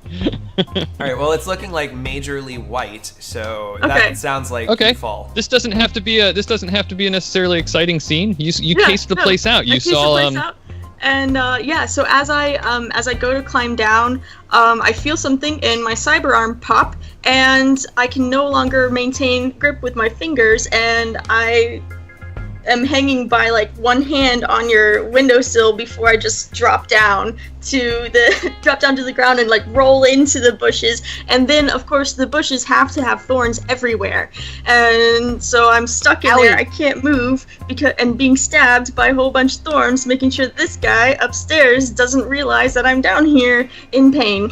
Yeah, and totally. And that's I heard it, but because it's a white die, I don't see it. I come out through the window. I'm like, what the dreck? Wait, was the white die? Was this your scene or is it Cassie's scene? Oh, this is my scene. You're right. So it's supposed to go well for me. Yeah. Yeah. That's right. So I look over the window and I say, "Who's in the bushes? What are you doing, perv? Climbing up to my window?" Woo! Wow, yeah, that's awesome. So at this point, I am going to force my way through the shrubberies so that he does not get a chance to see my face, I hope, and yeah, make a break for it. you just better get out of here because I could totally hack everything. I could hack you into the next life. Shrek face. You're motherfucker. Oh my gosh, I need to... I need my arm fixed again. Why does this keep happening? I think that's good for the scene. I think got so, what too. I wanted. Get out of my face. Right. Yeah, security is tight. You're gonna need to be smarter than that, Cassie. Yeah, right. I'm gonna give that white die to Oz because he's without a die. Ah, thank you. Oh yeah. Good. All right, so down one white die. Next scene. That can go. It's either a data list or baseline to establish. Oh yeah, it's a blue-haired woman in a pink jacket thrashing in the bushes. That's fucking All right. Well, I will actually take it on the next scene if everyone's Okay. chill with that. Yeah, go for it. That's Okay, true. You know what? It's true that Dr. Wiz wouldn't even really recognize her visually since she changed her style entirely. Yeah. All right. Well, the damage tracker that I have surreptitiously installed in her cyber arm because I wanted to get readings of how it works during runs. Just like, oh, she popped it again. Oh, all right. And go up and, pull the diagnostic information, get all the parts that I need to make sure everything's all nice and pretty. And I'm pretty sure what I'm going to do is I'm going to wait for her to show up because I know she just broke it. This is the reason I always have the parts on hand, because as soon as something breaks, I'm already notified. Excellent. Okay. Well, So- yeah, it's not gonna take very long.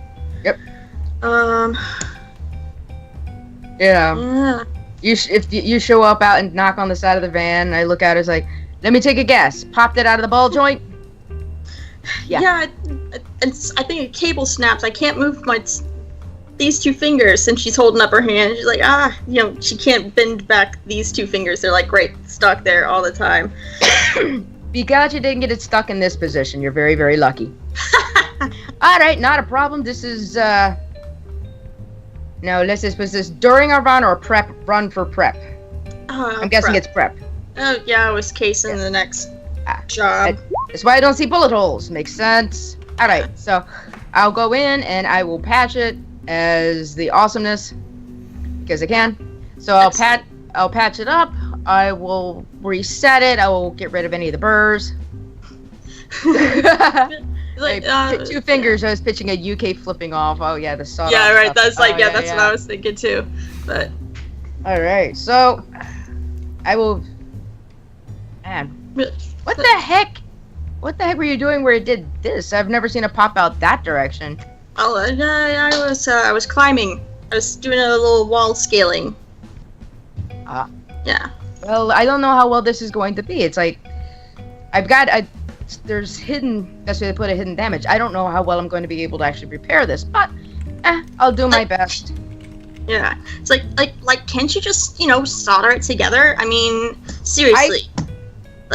You know what they're asking, right? Like, oh my god, I just wanted to stay in place. I don't understand why that's a problem. Ugh. Okay, if that's what you want. And then her face is just like, yeah, sorry about that. You don't want it. Wait. You don't want it to move.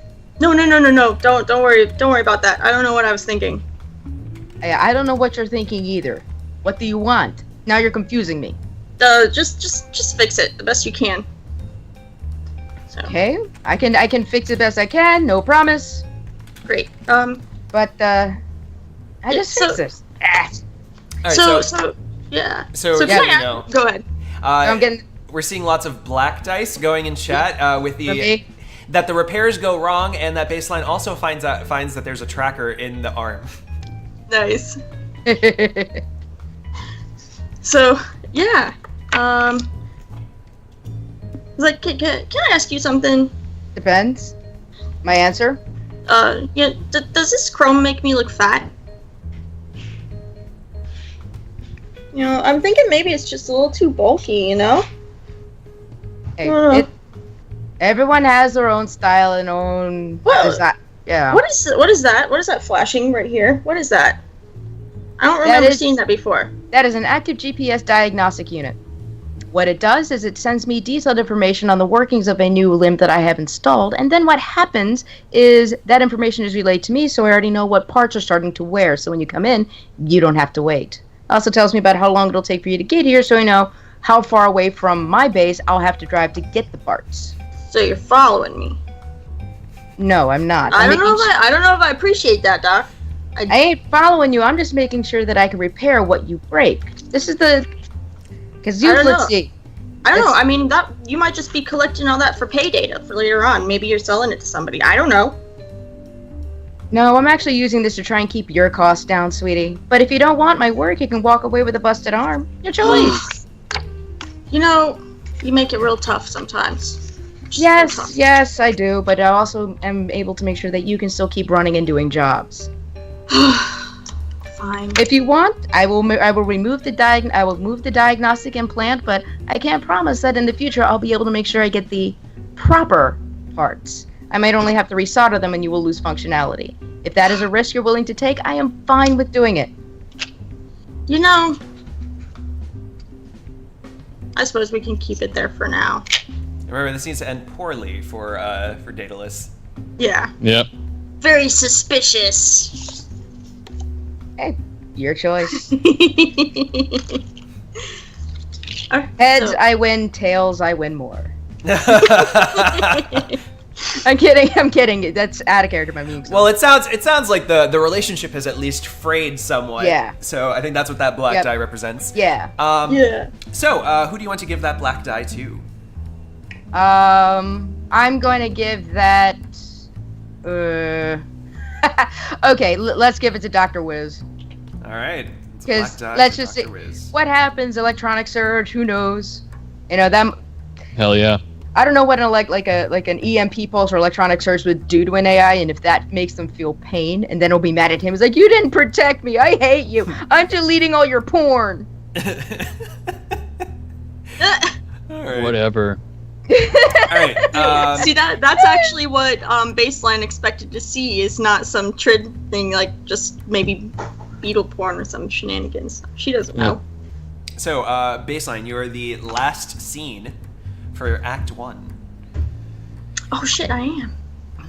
Establish or resolve? You know, I think I would like to resolve this time. All right, so chat, help us come up with ideas for what the next scene is, because I don't have one. We are resolving. Oh no! Oh my goodness! not I don't the even scene. know how that. No. I do not. I don't think that was the idea. like I literally can't even. That's what Baseline would say. On a scale of 0 to even, I can't. Yeah. Yeah. Yeah, so, Poor Baseline. She's being taken over by some Valley Girl CFD personality. I feel sad for her. Actually, you know what? I think that's a really fun one. Can we have, like, just a scene with just Baseline and her AI?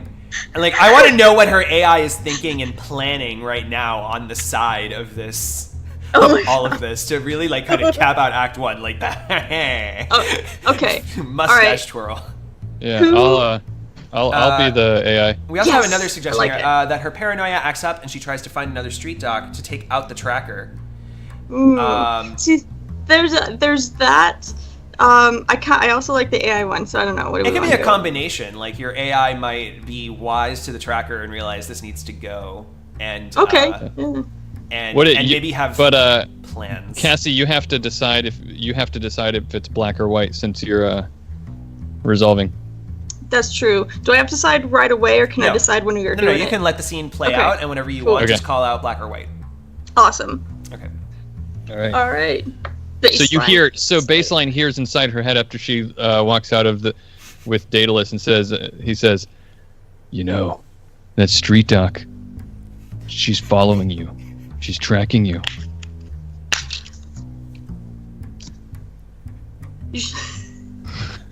This isn't good for us. She could find out, and she could know what's going on. We have to self-preserve. Well, it would be a lot easier for me to self-preserve if you didn't have me talking with all this valley speak all the time. That would be really helpful to keep, my personality together just a little bit more than usual. I really appreciate it. It's really complicated in here, and I'm trying my hardest. Have you ever rewired a brain before, a neurological network? I don't think so. Well, I never had to. Yeah, well, I do have to. Well, that's because you invaded my brain. The bottom line is that this street doc of yours is following us. She's tracking you. She could be listening right now. We need to deal with her.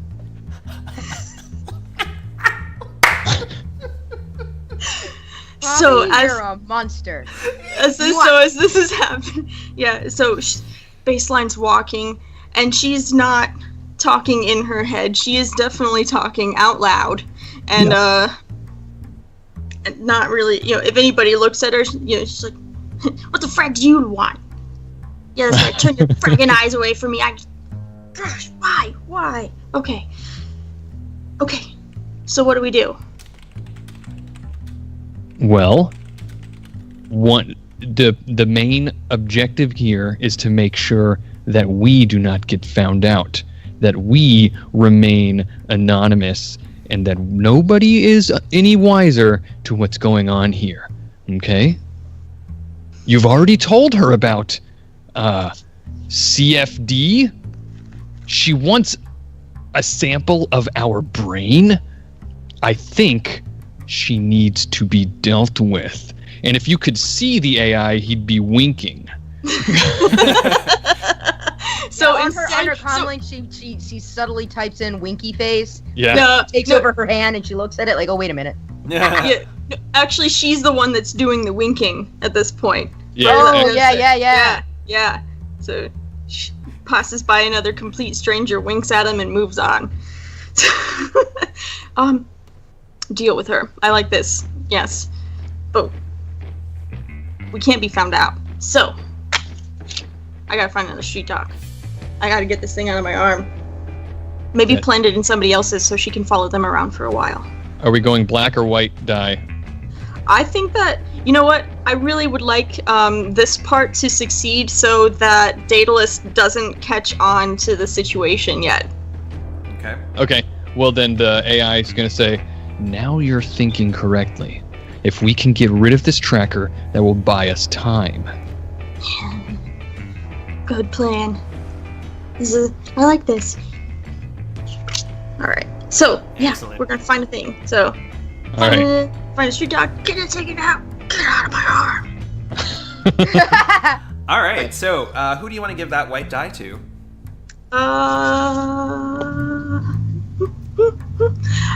I think I'm gonna give it to Bobby because that was really fun. No, the dice. He's awesome. I have so many. It could go. It's even black and white for Dr. Wiz. This could go. This could go any way.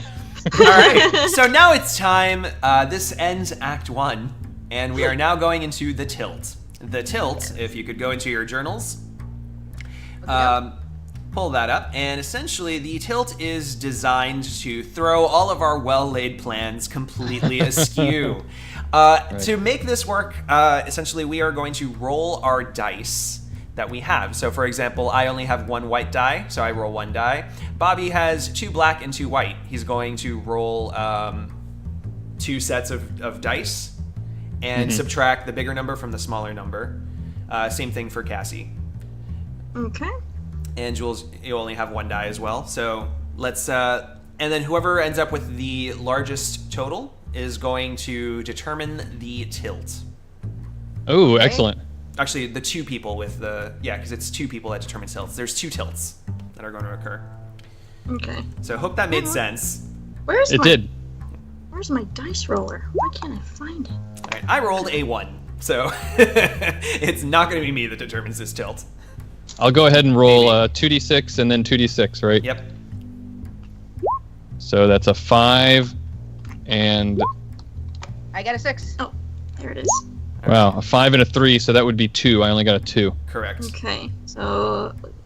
I don't think it's possible 6. for you to get since you have to subtract one or the other, you can't beat 6. So Joules gets. Oh, but we need the 2 highest. Right, and in this case, I see Cassi got a 6 and a 3, which makes hers a 3. So, all right, so that's going to be the tilt is going to be determined by Cassi and Joules. So what we're going to do is we're going to roll 8d6. Okay. All right. So this is your dice pool to select from. You're both going to select one of the big categories, and then you're each going to specify each other's category. Okay. Nice. So All right. your dice pool there's lots of 5s, a 3, a 4, and 2 6s. All right. Cassi first. All right. Yeah. All right. So I would actually say this is Joules for- first, and she rolled a 6. Oh, that's true. So Okay, she Joules got, first. She got a straight 6. That's whatever makes everybody happy. Do it. Okay, I'm gonna pick. Let's see. So she's picking her own category, right? The category for the tilt.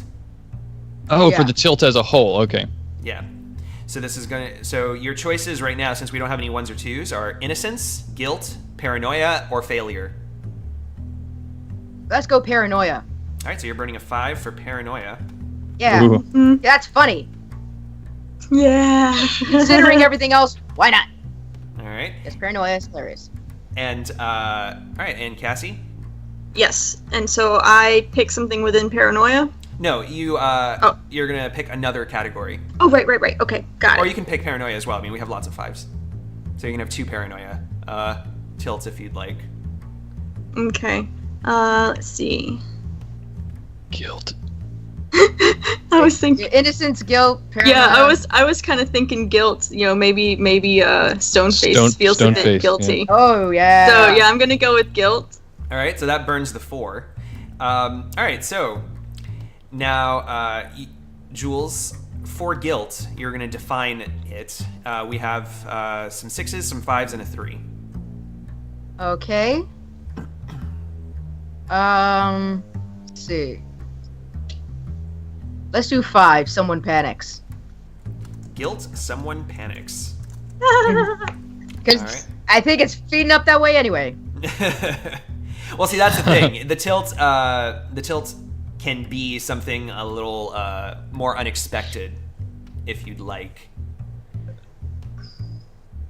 Ooh, all right. If that's I mean, someone Alright. panicking is everyone seems a little more collected than they should be. So Yeah. someone panics is fine. All right, and Cassi, All right. how do you want to define Sure. paranoia?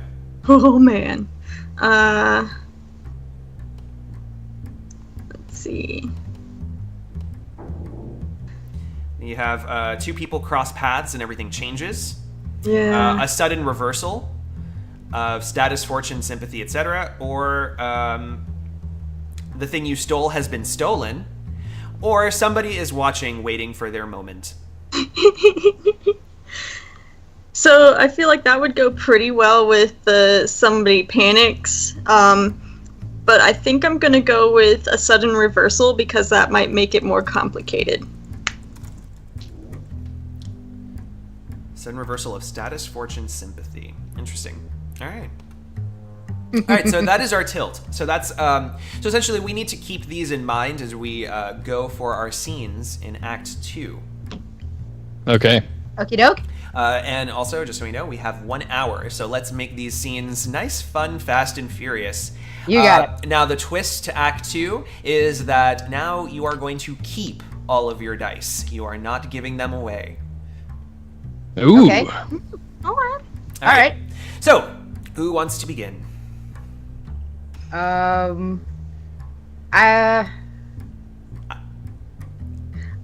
know what? I will. Okay.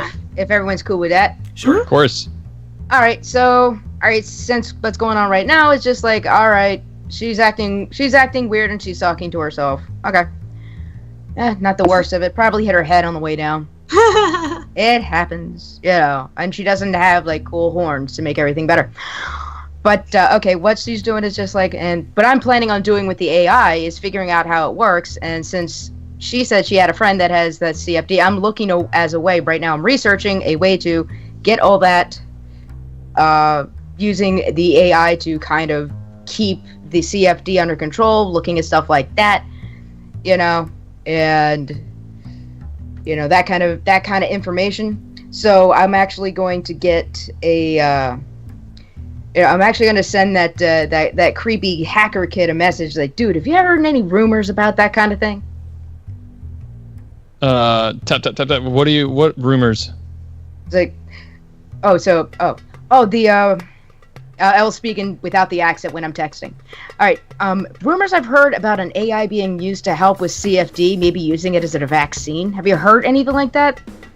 There's been talk in medical journals about possibly using it, but like if you programmed it, could you program something like that would do it, or? My AI can be anything you want it to be. Ooh. I want to use... Dude, we could turn it into a treatment for CFD. You'll be famous. And if we figure out how to do it, I'll be famous because I'll have the patients. You'll have the full IP rights. Oh my god, we can make so much money for this. Oh my god, we'll be famous. O.M.G.Z.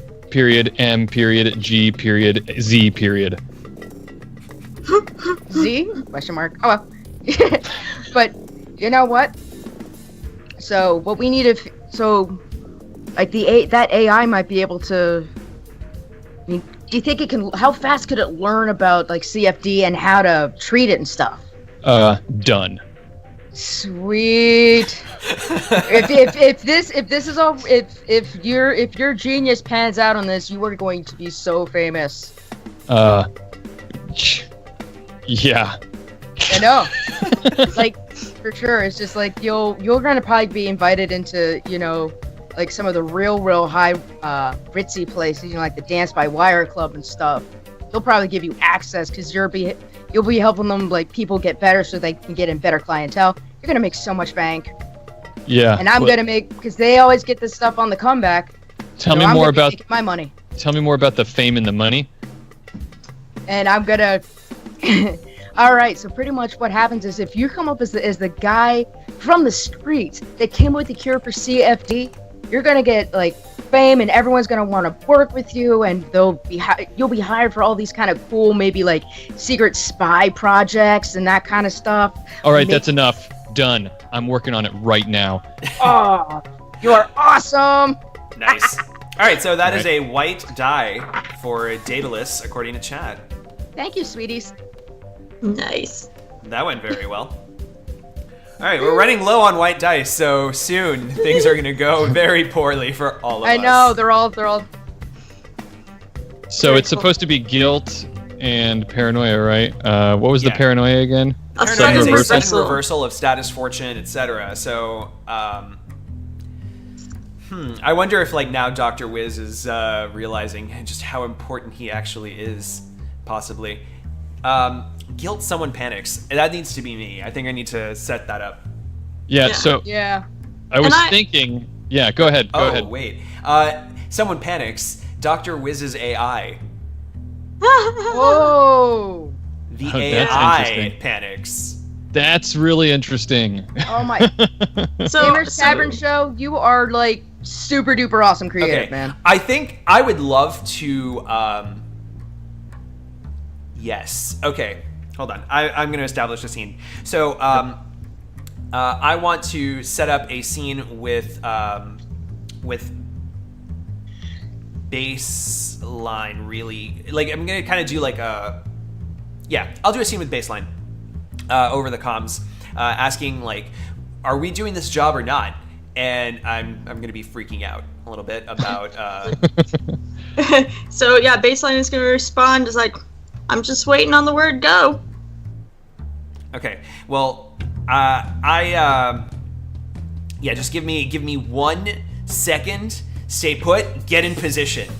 And he's starting to feel like the crunch time of needing to get this done in order to make his 5,000 new yen.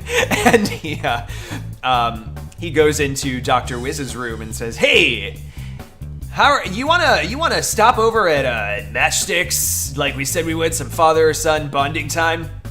Dad, right now I am so working on something really, really important. Oh, come on, it can wait. It can wait. I need to concentrate. It can't wait. My fame and fortune is at stake here. Your fame and fortune. Yes. You don't want that. as a Decker that's been working in the shadows, your past is gonna come back and get you. You need to be staying anonymous. I'm not going to be anonymous. I'm going to be famous.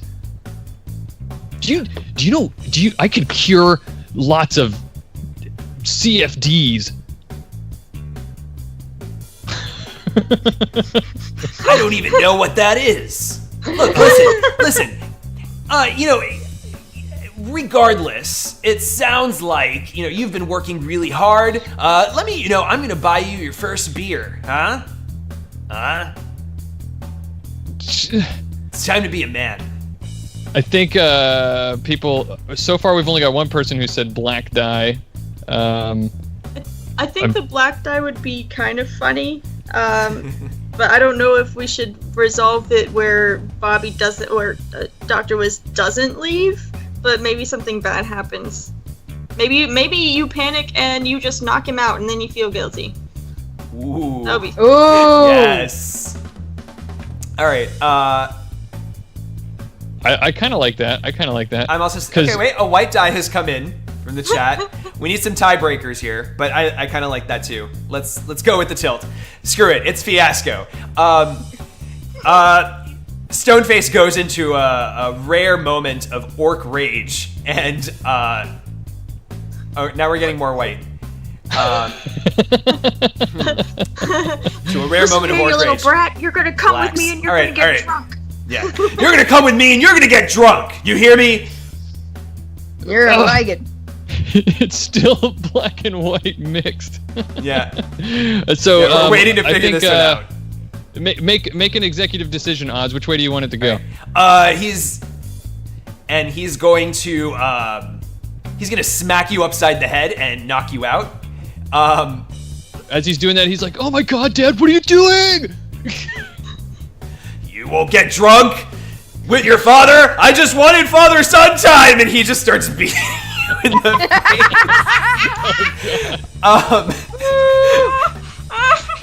And after realizing what he's done, he goes, "Oh no, what have I done?" He scoops you up in his arms and runs out of the house, and he starts screaming, "Go, go, go!" into his. Did you just give yourself a black die? I totally just gave myself a black die. Woo! Yeah. That's fucking sweet. You monster. You're slant. All right. Next scene. I guess the next scene is mine. Yeah. Okay, so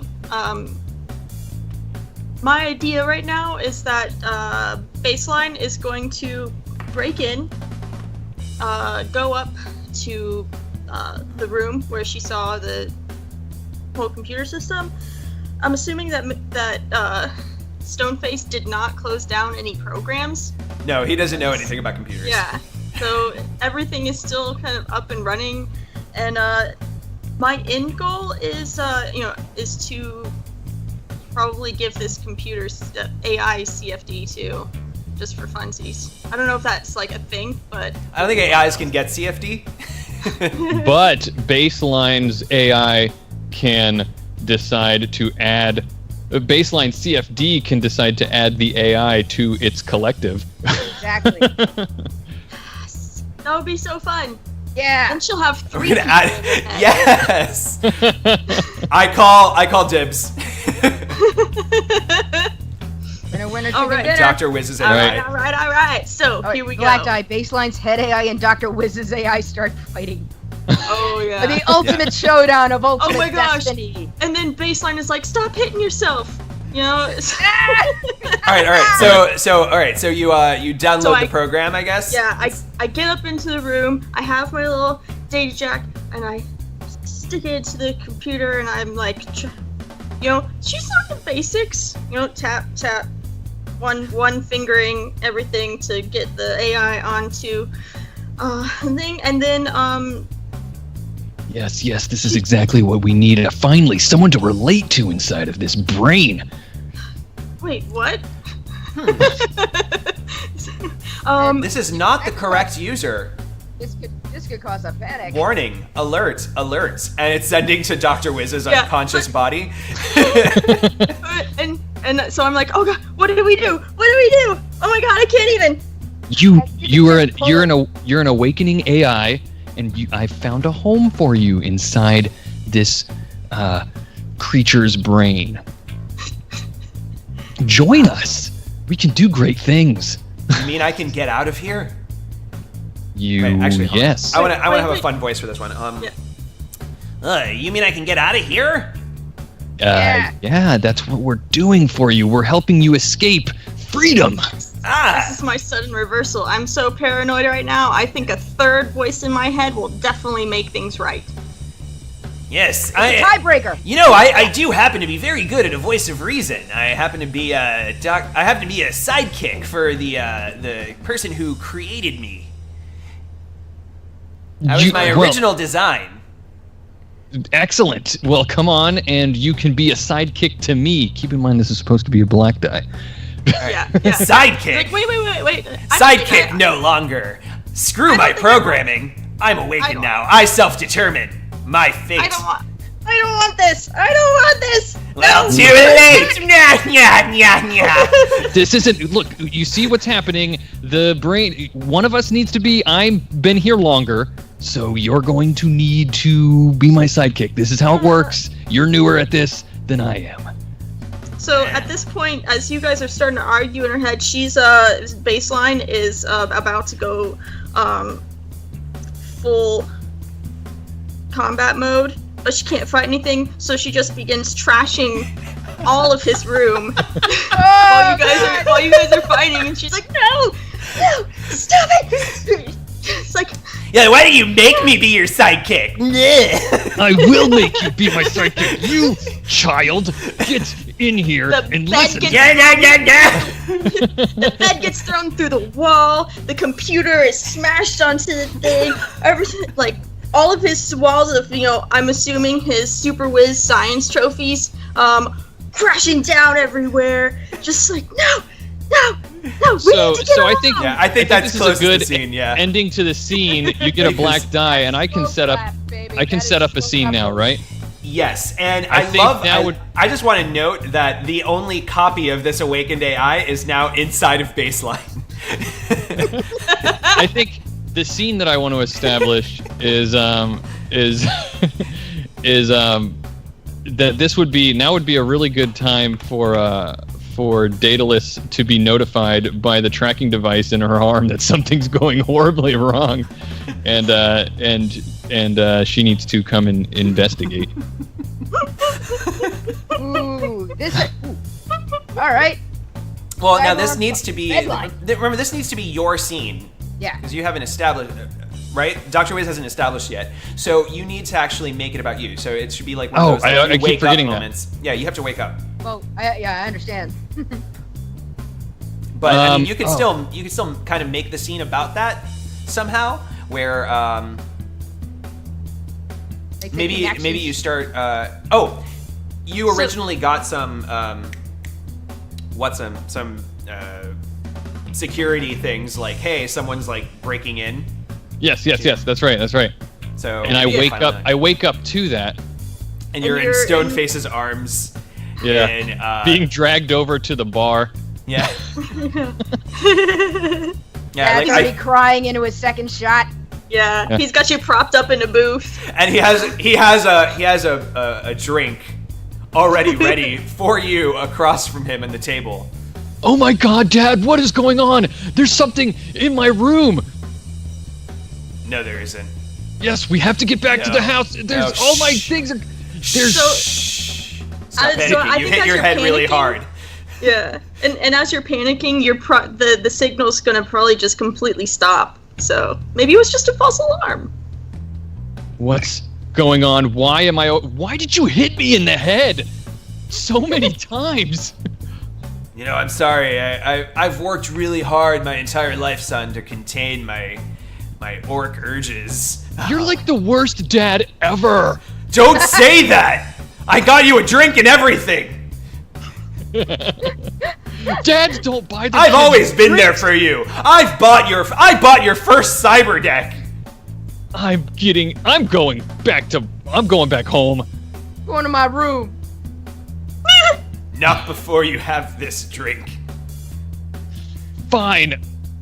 Someone needs to tell me if this is gonna end well or not for Dr. Wiz. Oh my gosh, your dad spiked your drink, man. Or it's hurled. Yeah. Oh. It's hurled. Oh, but we're getting lots of whites from the audience, so yeah. Okay. So what he's gonna do then take the drink. is he's gonna act like he's about to drink it, and he's gonna be like, "Fine, I'll do it." And he goes to drink it, and then he throws it in his dad's face, and then runs out of the bar.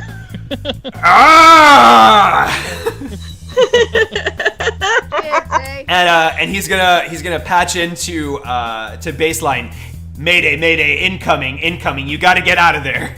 And I don't know if she's paying attention. Yeah, so at this point when she'll have something else like, I told you that is not my name! My name is Stephanie!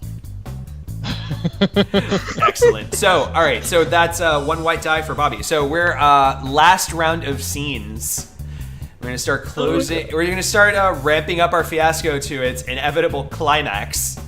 And I see only one white die available. So let's. Who wants to go next? Oh my gosh. Well, it could be either Daedalus, tracking her, because even though her baseline and the AI got the one tracking device out, they forgot about the others because she's gotten multiple pieces of cyberware from Daedalus, and so she can definitely track baseline down if she wanted to, or Bobby can come in and see baseline completely trashing his room. Either way. Yeah. Actually, she probably moved on from the room to the house. That's everything. Alright. I know Stoneface is for sure chasing after Dr. Wiz. Yes. Yep. Yeah, So I think it makes sense. We have to get Daedalus here. So how do we decide to do that? I think the No, GPS I got thing an would idea. work. I've got an idea. It's like pretty All right, much- you're running with it, start- Joules? Yep. I've got it. So Daedalus pretty much gets a signal that a lot of the cyber parts in there are redlining, and they're getting multiple neurological inputs. I'm like, that's not good. That is very, very not good.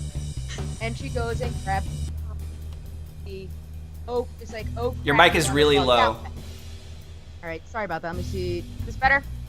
Slightly? Yeah, that's You go a little louder. All right. That is really weird. I don't know what happened. All right. Well, here's the thing. She's gonna grab the oh my god, the runner bugged out bag, which has trank patches, all the pretty much anything to knock things out.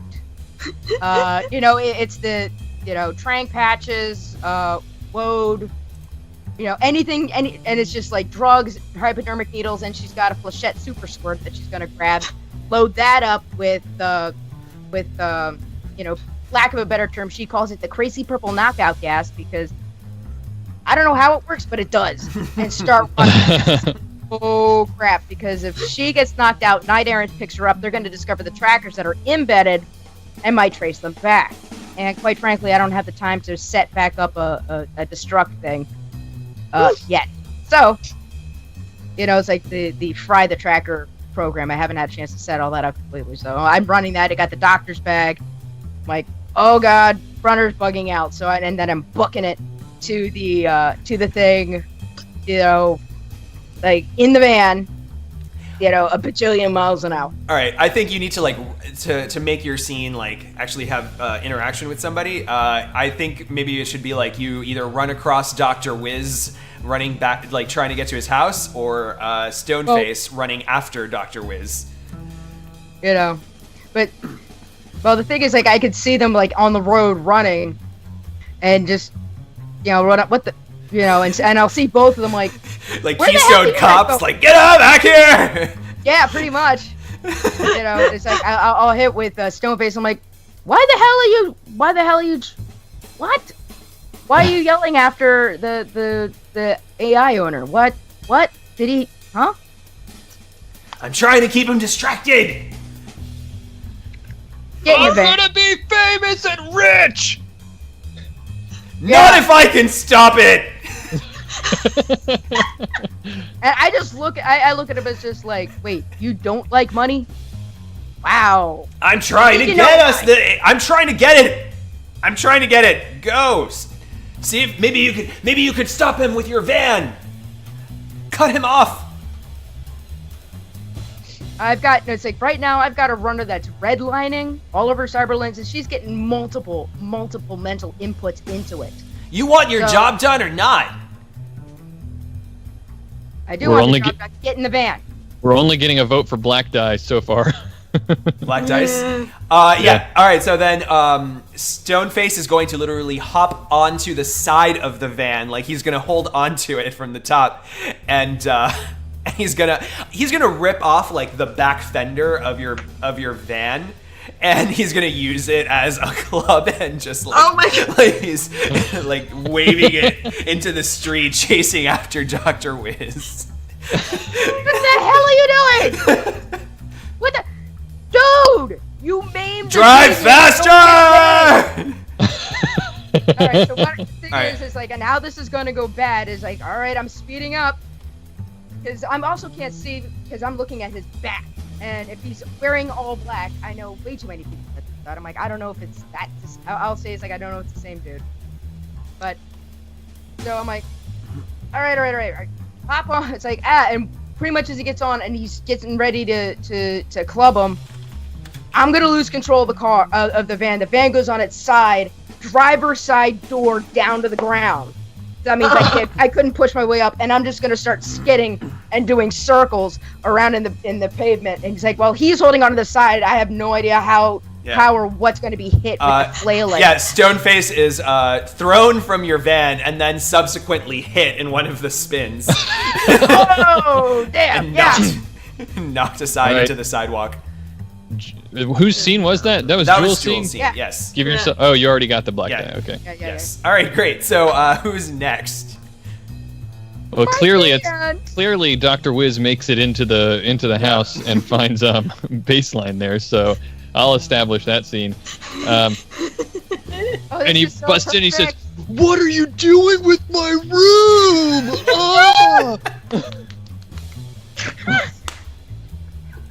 Oh my god! Oh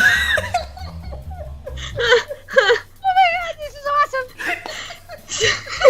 So, Dr. Wiz, you come into... Baseline is no longer in your room. Baseline is down the hall, probably already smashing up the bathroom area because she ran the wrong way. She was trying to go down the stairs, but she can't see anything anymore because one AI has control of one eye and one AI has control of the other eye, and so she's completely blind, going everywhere, just going to town, trying to find her way out, getting really frustrated, also trying to stop herself from punching her in the face, all sorts of stuff. You broke like everything! Oh my god, you tore my Iron Maiden poster! It all happened. Maria Mercurial limited edition card. Yeah, right? Oh my god. Teach my creator a lesson. Oh, wait, you said that for real? Okay, well, unless my other AI can stop me, I'm going for Dr. Wiz. Like, depends on which one of you guys has control at the moment, because I am your puppet.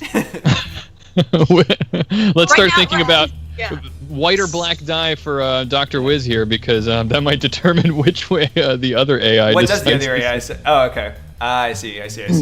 So, yeah, right now, AIs are my spirit animal, and I'm totally channeling them. Yeah. Okay, that's the most common I've heard in a long time. Come on, what are you waiting for?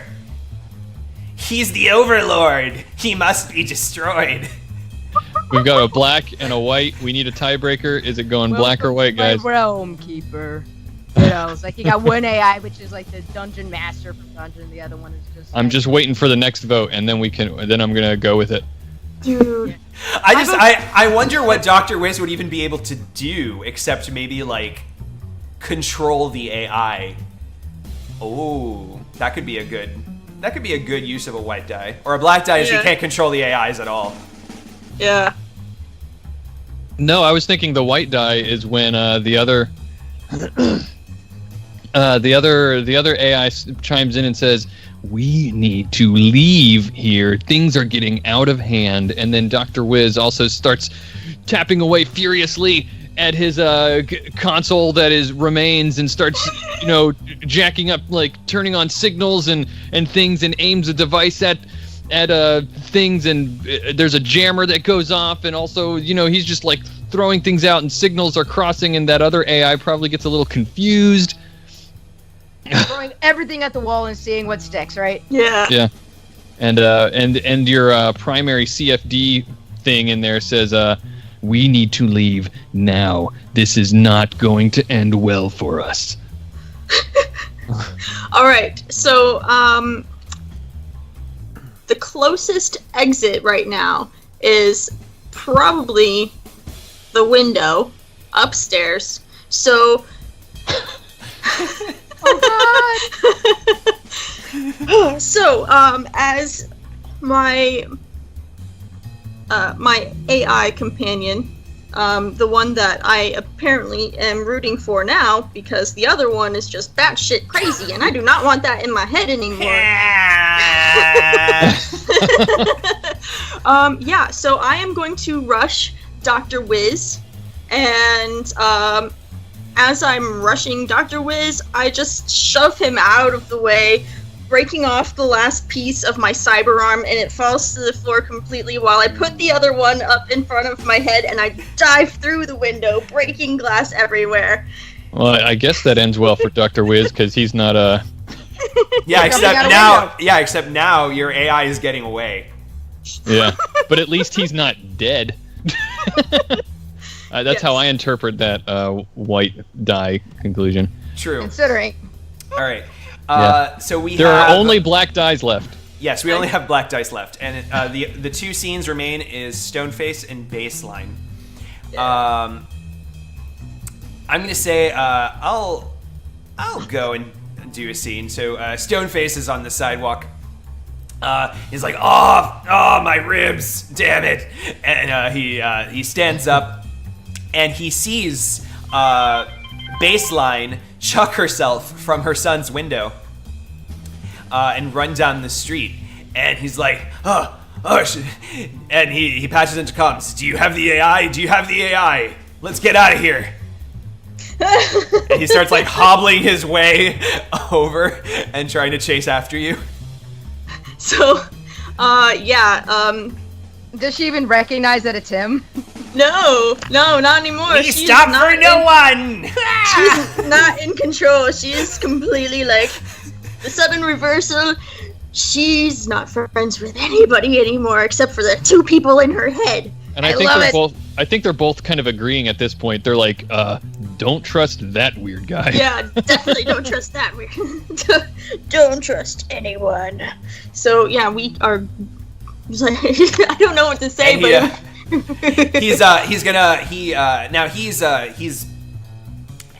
gonna chase after you. He feels the need for speed right now to get to catch up to you. You're not responding, and he still has the fender in his hand, and he's going to. I don't want to have to do this. He clubs at you. It hurts me as much as it hurts you. Oh my God! so You're so much a dad. yeah. So you're chasing after Baseline right now, trying to whack Baseline, right? Yes. To stop her from moving. Well, we only have blacks left, so this is gonna end poorly for you, and then it's gonna end poorly for me. So, yeah, Baseline ducks underneath your fender and then just clotheslines you into the ground with like her With her one remaining arm. with my one remaining arm, and be like, "You stay away from us! You stay away from us! We have to go!" And then she's so she starts running. And yeah, so he's unconscious, he's fading in and out of consciousness on the side of the road. All right, last scene goes to Baseline. Oh boy. How can this end poorly for Baseline? Well, So many ways. just pick 7 and we'll go with that. So, Yeah. Oh man.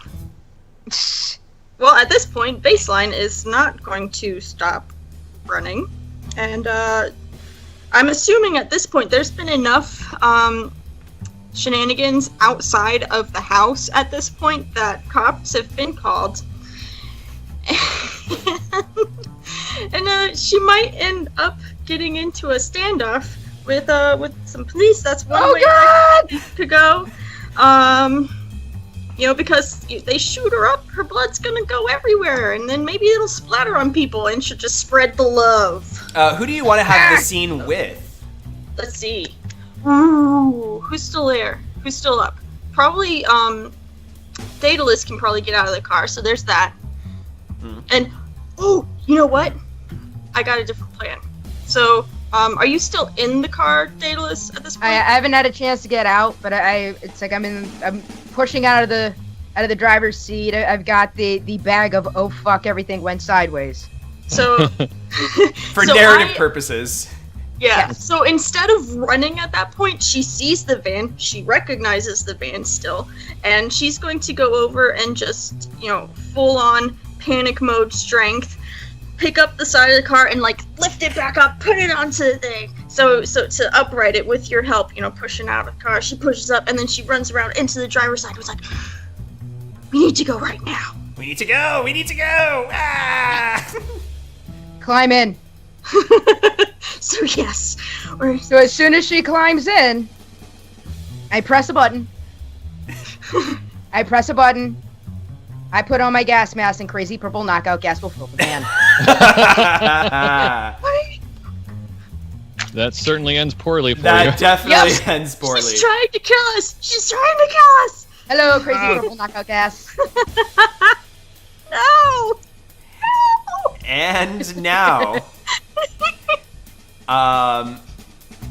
it's time for the aftermath.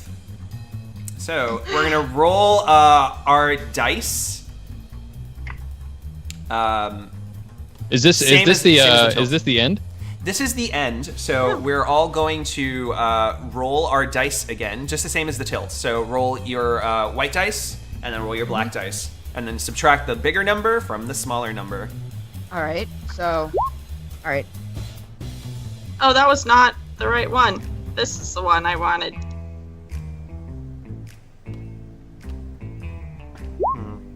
I want a better song for this. Let's see, maybe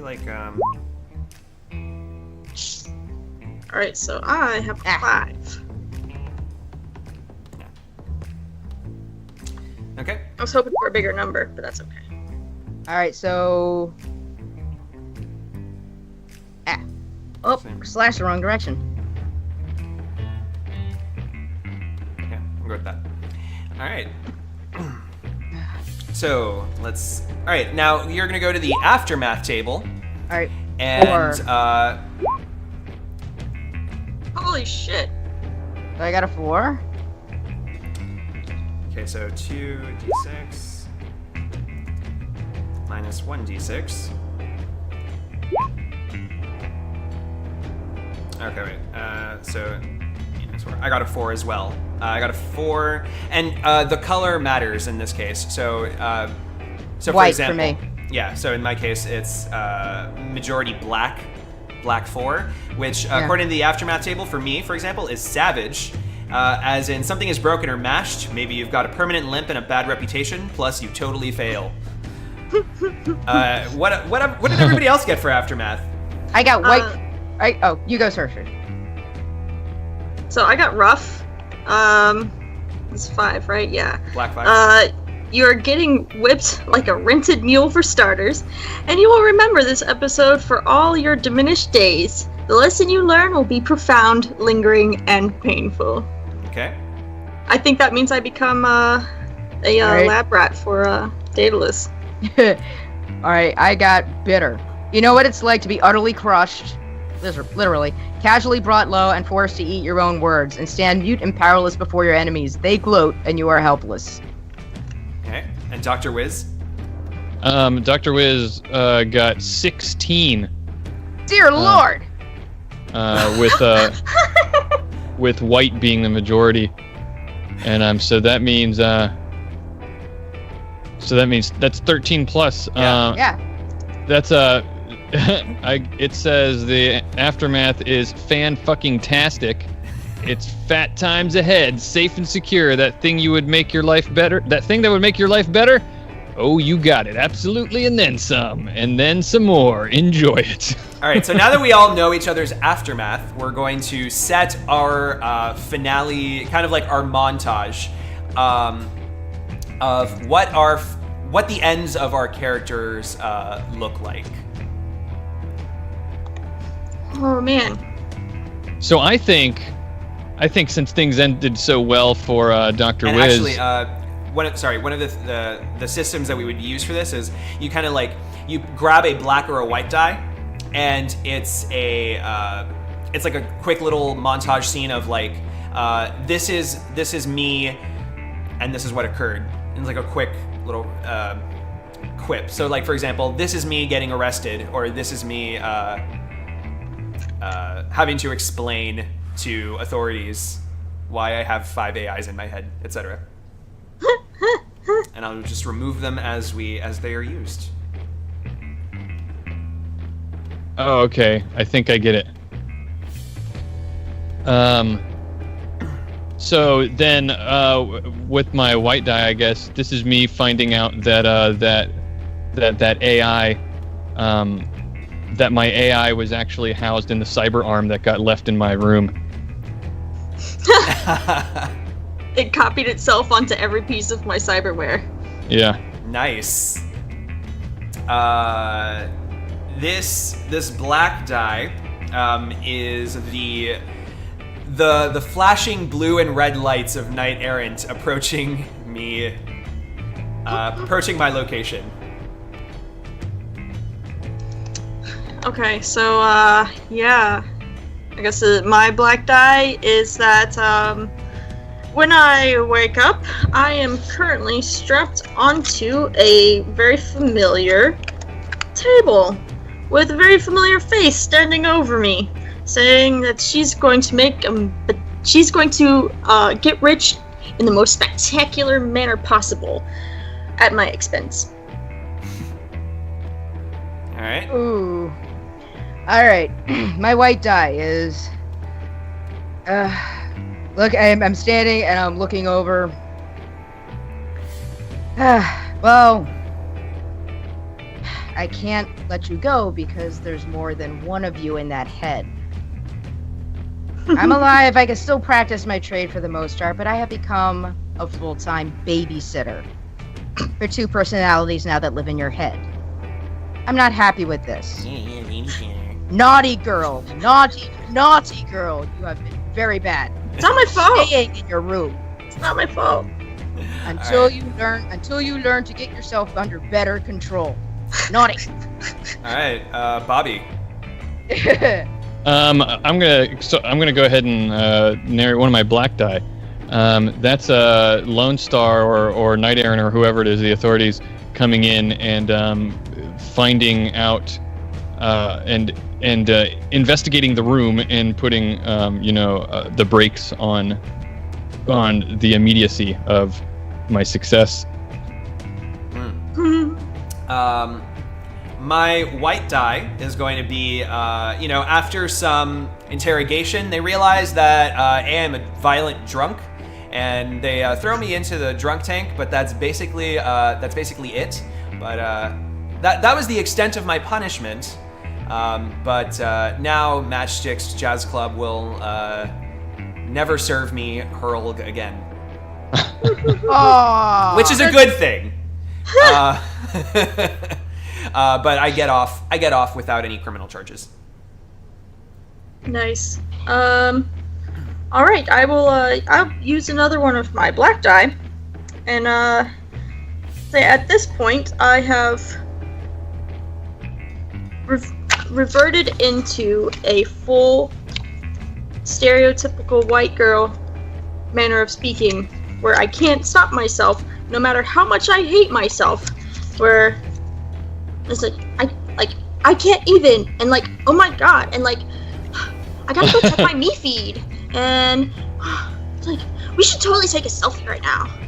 So Ooh, I love selfies. Yeah. All the selfies. And it really sucks. Yeah. Alright. Oh man. All right, Daedalus. All right. Black die. Like, because now that I am a babysitter. You need to get closer to the microphone. Oh, sorry about that. No worries. All right. Since I'm a full-time babysitter, unfortunately, a lot of my more wealthy clientele don't come in for quick patches and pickups, so business is started dropping off. You know, because they're all freaked out by that weird chick that's talking and then hitting herself, and then talking and hitting herself, and then say, "You want to take a selfie? Oh my god!" Like, for sure. And for some reason, no matter what I do, is like, I can't. It's like, I've tried everything to gag her. She'll bite through it, or one of the other AIs will hack one of the speakers, and the voice will come through that. So, you know, while I can make money trying to fix her and get her better, I will never, ever, ever find a way to silence her. You're never gonna get us out. You're never gonna get us out. That's going through the speakers. Yep. So is that your black die or your white die? My black die. That's my black die. Because it's like, All right, Bobby. So this white die of mine is going to be before everything gets packed up and confiscated. He manages to rip the AI off of his this cyber arm and put it into a chip that he gets in, sneaks away in his pocket. Nice. My black die is going to be after everything that has occurred. His son, Dr. Wiz, and his relationship will never be the same, and they never speak to each other anymore. Oh. Oh, so. It's so sad. And so he's left alone in his crappy home by the matchsticks, with his hand down his pants, watching Trids, wondering what became of him. Can I go ahead and narrate my black die? Yes, you can. Yes. That happened because for the time being, at least until he becomes of age, you know, in maybe another year or two, he's taken into Child Protective Services and and completely separated and taken out of his home from his family. Nice. Nice. So I'm gonna use my white one now, and I'm gonna say that the three of us are decided to put aside our differences for at least a good 6 hours, and came up with a way to escape the clutches of our captor.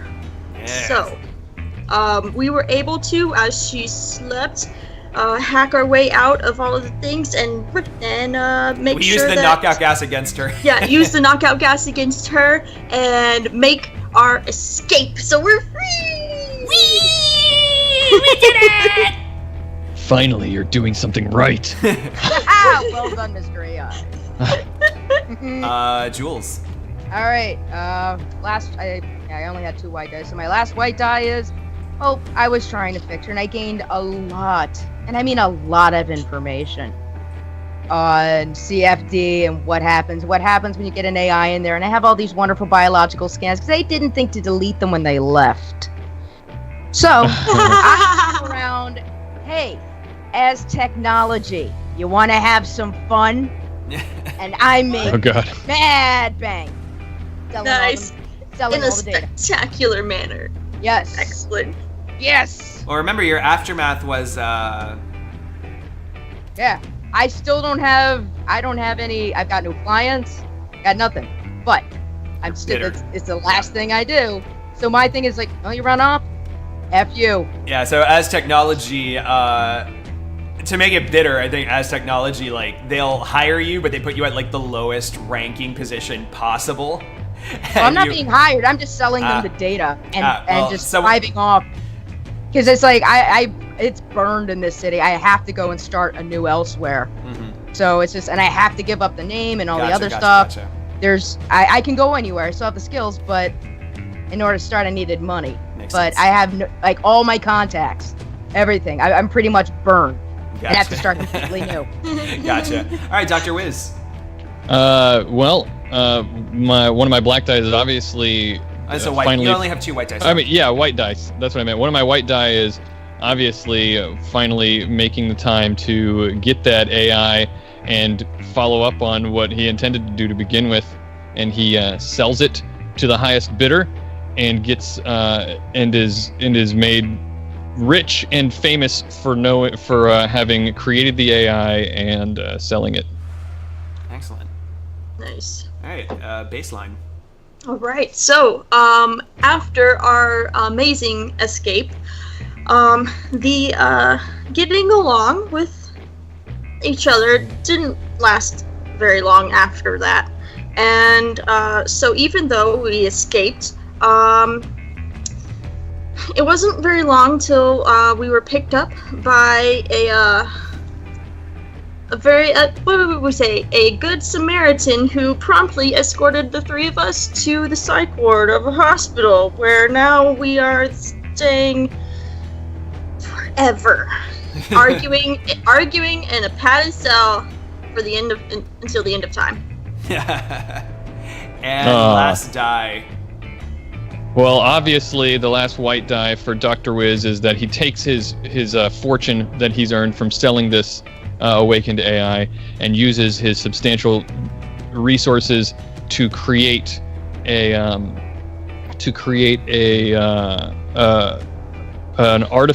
robotic version of Daedalus that he can live with forever. And that is a fiasco. What a fiasco it was. Oh man, that was so fun. Yeah, what'd you guys think? I know it was the first time awesome. for most of you, right? All I of you. think, well, me and Joules for sure. Yeah, it took me a wee bit to figure out, how all this other stuff worked. I have to say, I did not expect Dr. Wiz to have a happy ending, so... Neither did I. It was starting off really rough for him. Yeah. Oh, man. I was actually expecting Daedalus to get away with it. She was manipulating everything so perfectly. She had all these pieces in place, and then everything just crumbled. Yep. But that's the thing, is like, you can manipulate everything, but sometimes fate doesn't smile upon you, so you need that one last, all right, burn everything. Yeah.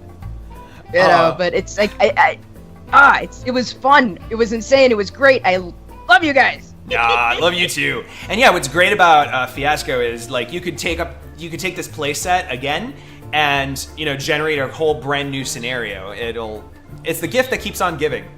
Yes. Yeah. And Fiasco has a ton of other playsets with all kinds of other themes. So yeah. If you guys haven't played it, definitely try it out. This is it's so fun. Yeah, great one-shot kind of game where nobody wins. I seem to like these kinds of games where nobody wins. Yeah, it's like nobody wins and everybody loves it. Yeah. Yeah, but I think it was just more of we were all able to pretty well build off of everyone else is doing, so it was so much fun. Yeah. It's definitely a good exercise for GMs and players alike to just be on it and be able to ad-lib a whole lot of stuff on the fly.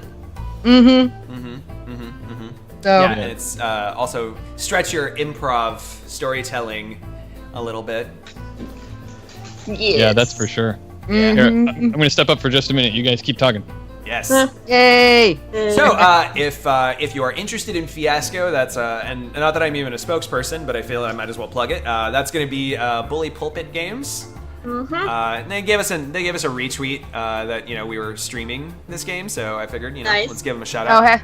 Another thing I also need to do is for legally music kind of reasons is I need to credit Kevin McLeod from Incompetech for all of the fantastic music that we've been hearing on this. On all of this, things that you may have heard are things like the On the Ground.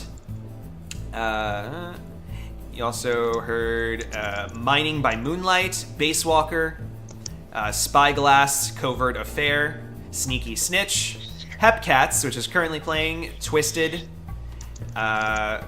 Breakdown, Deadly Roulette, Macquarie Bay, Thief in the Night, ATEC, Faster Does It.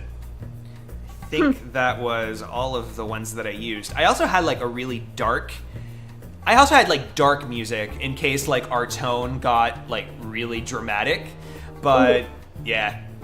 So, I was told we didn't want to go crazy dramatic. We wanted it to be silly and fun, so I tried to do that. Yeah, well, I mean, you know what? Fiasco it's like a Coen Brothers movie, so you never know what kind of tone you get, and it like can alter back and forth. And there are definitely some games of Fiasco that can be played like really dark and serious, like to a point of like, oh wow. But look, when you're starting at 7 a.m, who wants to do like the hardcore? Nah, let's make this goofball. So of course it's just like I'm manipulating everybody for my own ends, and it's gonna explode in my face. Yes, on my face. Yes. But you know, I wanted to give also the biggest mad props to Oz. I mean, this one of the best GMs I have ever played under. I have to say, because his ability to improv, pull, you know, random things on his show and this show, and you know, I can't give him better praise than just like, if I hired you, would you run something for my birthday? You know? Yeah. Like that's why I want him. It's as a birthday present. He's one of the guys I'd like to run a birthday game for. That's, you know, nice. That would be cool. He's, you know, and he's amazing. So if you can ever catch like, you know, his show, like Join the Anarchy, everything. Actually, I should plug since I have. Yes. Yeah, we're actually doing our special 20th anniversary episode, and it's going to be a fun, silly episode that has nothing to do with the plot, just to get you guys back. Anybody who hasn't seen it before, Join the Anarchy is a completely improvised Shadowrun Anarchy game that uses audience suggestions live as we go. Whose line is it anyway? Meets Shadowrun. Exactly. Nice. So we are actually going to be on tonight at 9:30 p.m.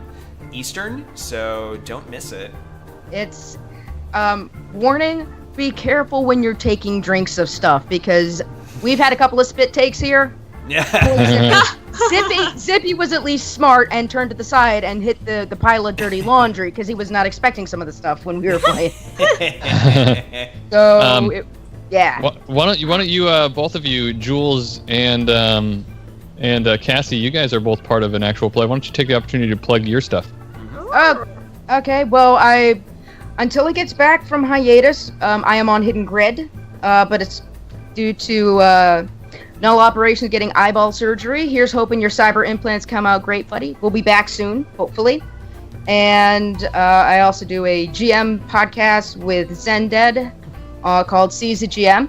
So if you're new to GMing and different styles and what have you, check it out. But we're going with the Hidden Grid. We're doing the old, like the first edition runs, just in order of 1, 2, 3, all the way up. So we, you know, it's a lot less bloody, and sometimes it's quite silly. So, you know, enjoy it. So, but for null operations, sweetie, we miss you. We hope you get better soon. So, I need more Hidden Grid. Yes. And Cassi, tell them about your show. Yeah. So, original box set is we do actual plays for Shadowrun, obviously, and we also do a couple others that we post onto our YouTube channel. It's a group of us that we've been gaming together for, I think, maybe close to a decade now, and you know, all of us have a lot of fun and feed off of each other to, you know, make sure that it's entertaining for us and entertaining for people to listen to. Fingers crossed. Yeah, it is awesome. We're really excited about being able to do it because my husband has been wanting to do podcasting for literally years of his games, and we've finally got the opportunity to do so, and we jumped on it, and we've been having a lot of fun putting together the streams that we do on Twitch, and then the extra recordings that we do outside of Twitch that go directly into our podcast. So if you're only listening to the stream, you should probably start checking out the podcast too, because there's stuff that goes on there that you aren't going to hear on YouTube's or Twitch. Cool. And, So I think that's good. Yeah, and we're getting close to our wrap up time. Unless Bobby has another final thing. Maybe a giveaway? I think, well, we're going to have 15 minutes between this show and me and Damien playing Overwatch together for 2 hours. So I'm probably going to do a giveaway or two or a raffle thing in those 15 minutes. So stick around for that. Just plugging remember the whole reason we're doing this Streamathon, of course, is to raise money for the Shadowcasters Network to keep us going for the first year. So if you're interested in helping us out and like seeing more of this kind of stuff, yeah, this was just a sample of how awesome we are. So Oh yeah. Go to Shadowcasters. Yeah, go to the website shadowcasters.network, and there's a for the time being until the fundraiser's over, there's a sidebar widget that you can click on to help us get there. We're trying to get to goal $4,000, and we're like 60% there, 61% or something. So nice. Awesome. Yeah. Yeah. Yep. And all right, well, I'm gonna go ahead and say thank you to Bobby, Joules, and Cassi for being amazing players. Great sports for getting up this early in the morning as well. It was super fun. I love playing with all of you. This was the best Wicked fiasco fun. I could have asked for. There's like wicked amounts of fun, guys. So like a lot of us are also going to be at Gen Con. So look us up, and like come over, say hi, Yeah, we don't bite. We love you guys. Yep. Yeah, definitely. Yep. Thank you so much for this. I wasn't expecting to play anything or being I'm so glad you were. or being on camera at all, and it worked out pretty good, I think. So. I think so. I think we did fantastic. So, all right. I think this is a good time to sign off. Everyone say goodbye and bye. I'll see you guys in just a minute on the stream. yeah, the stream is still going. guys. It's just bye for us. But keep Yeah, watching it'll keep watching go down for Shadowcasters. just a minute, but it'll be coming right back up if you're sticking around. So All see you right. guys in just a few. Later, guys.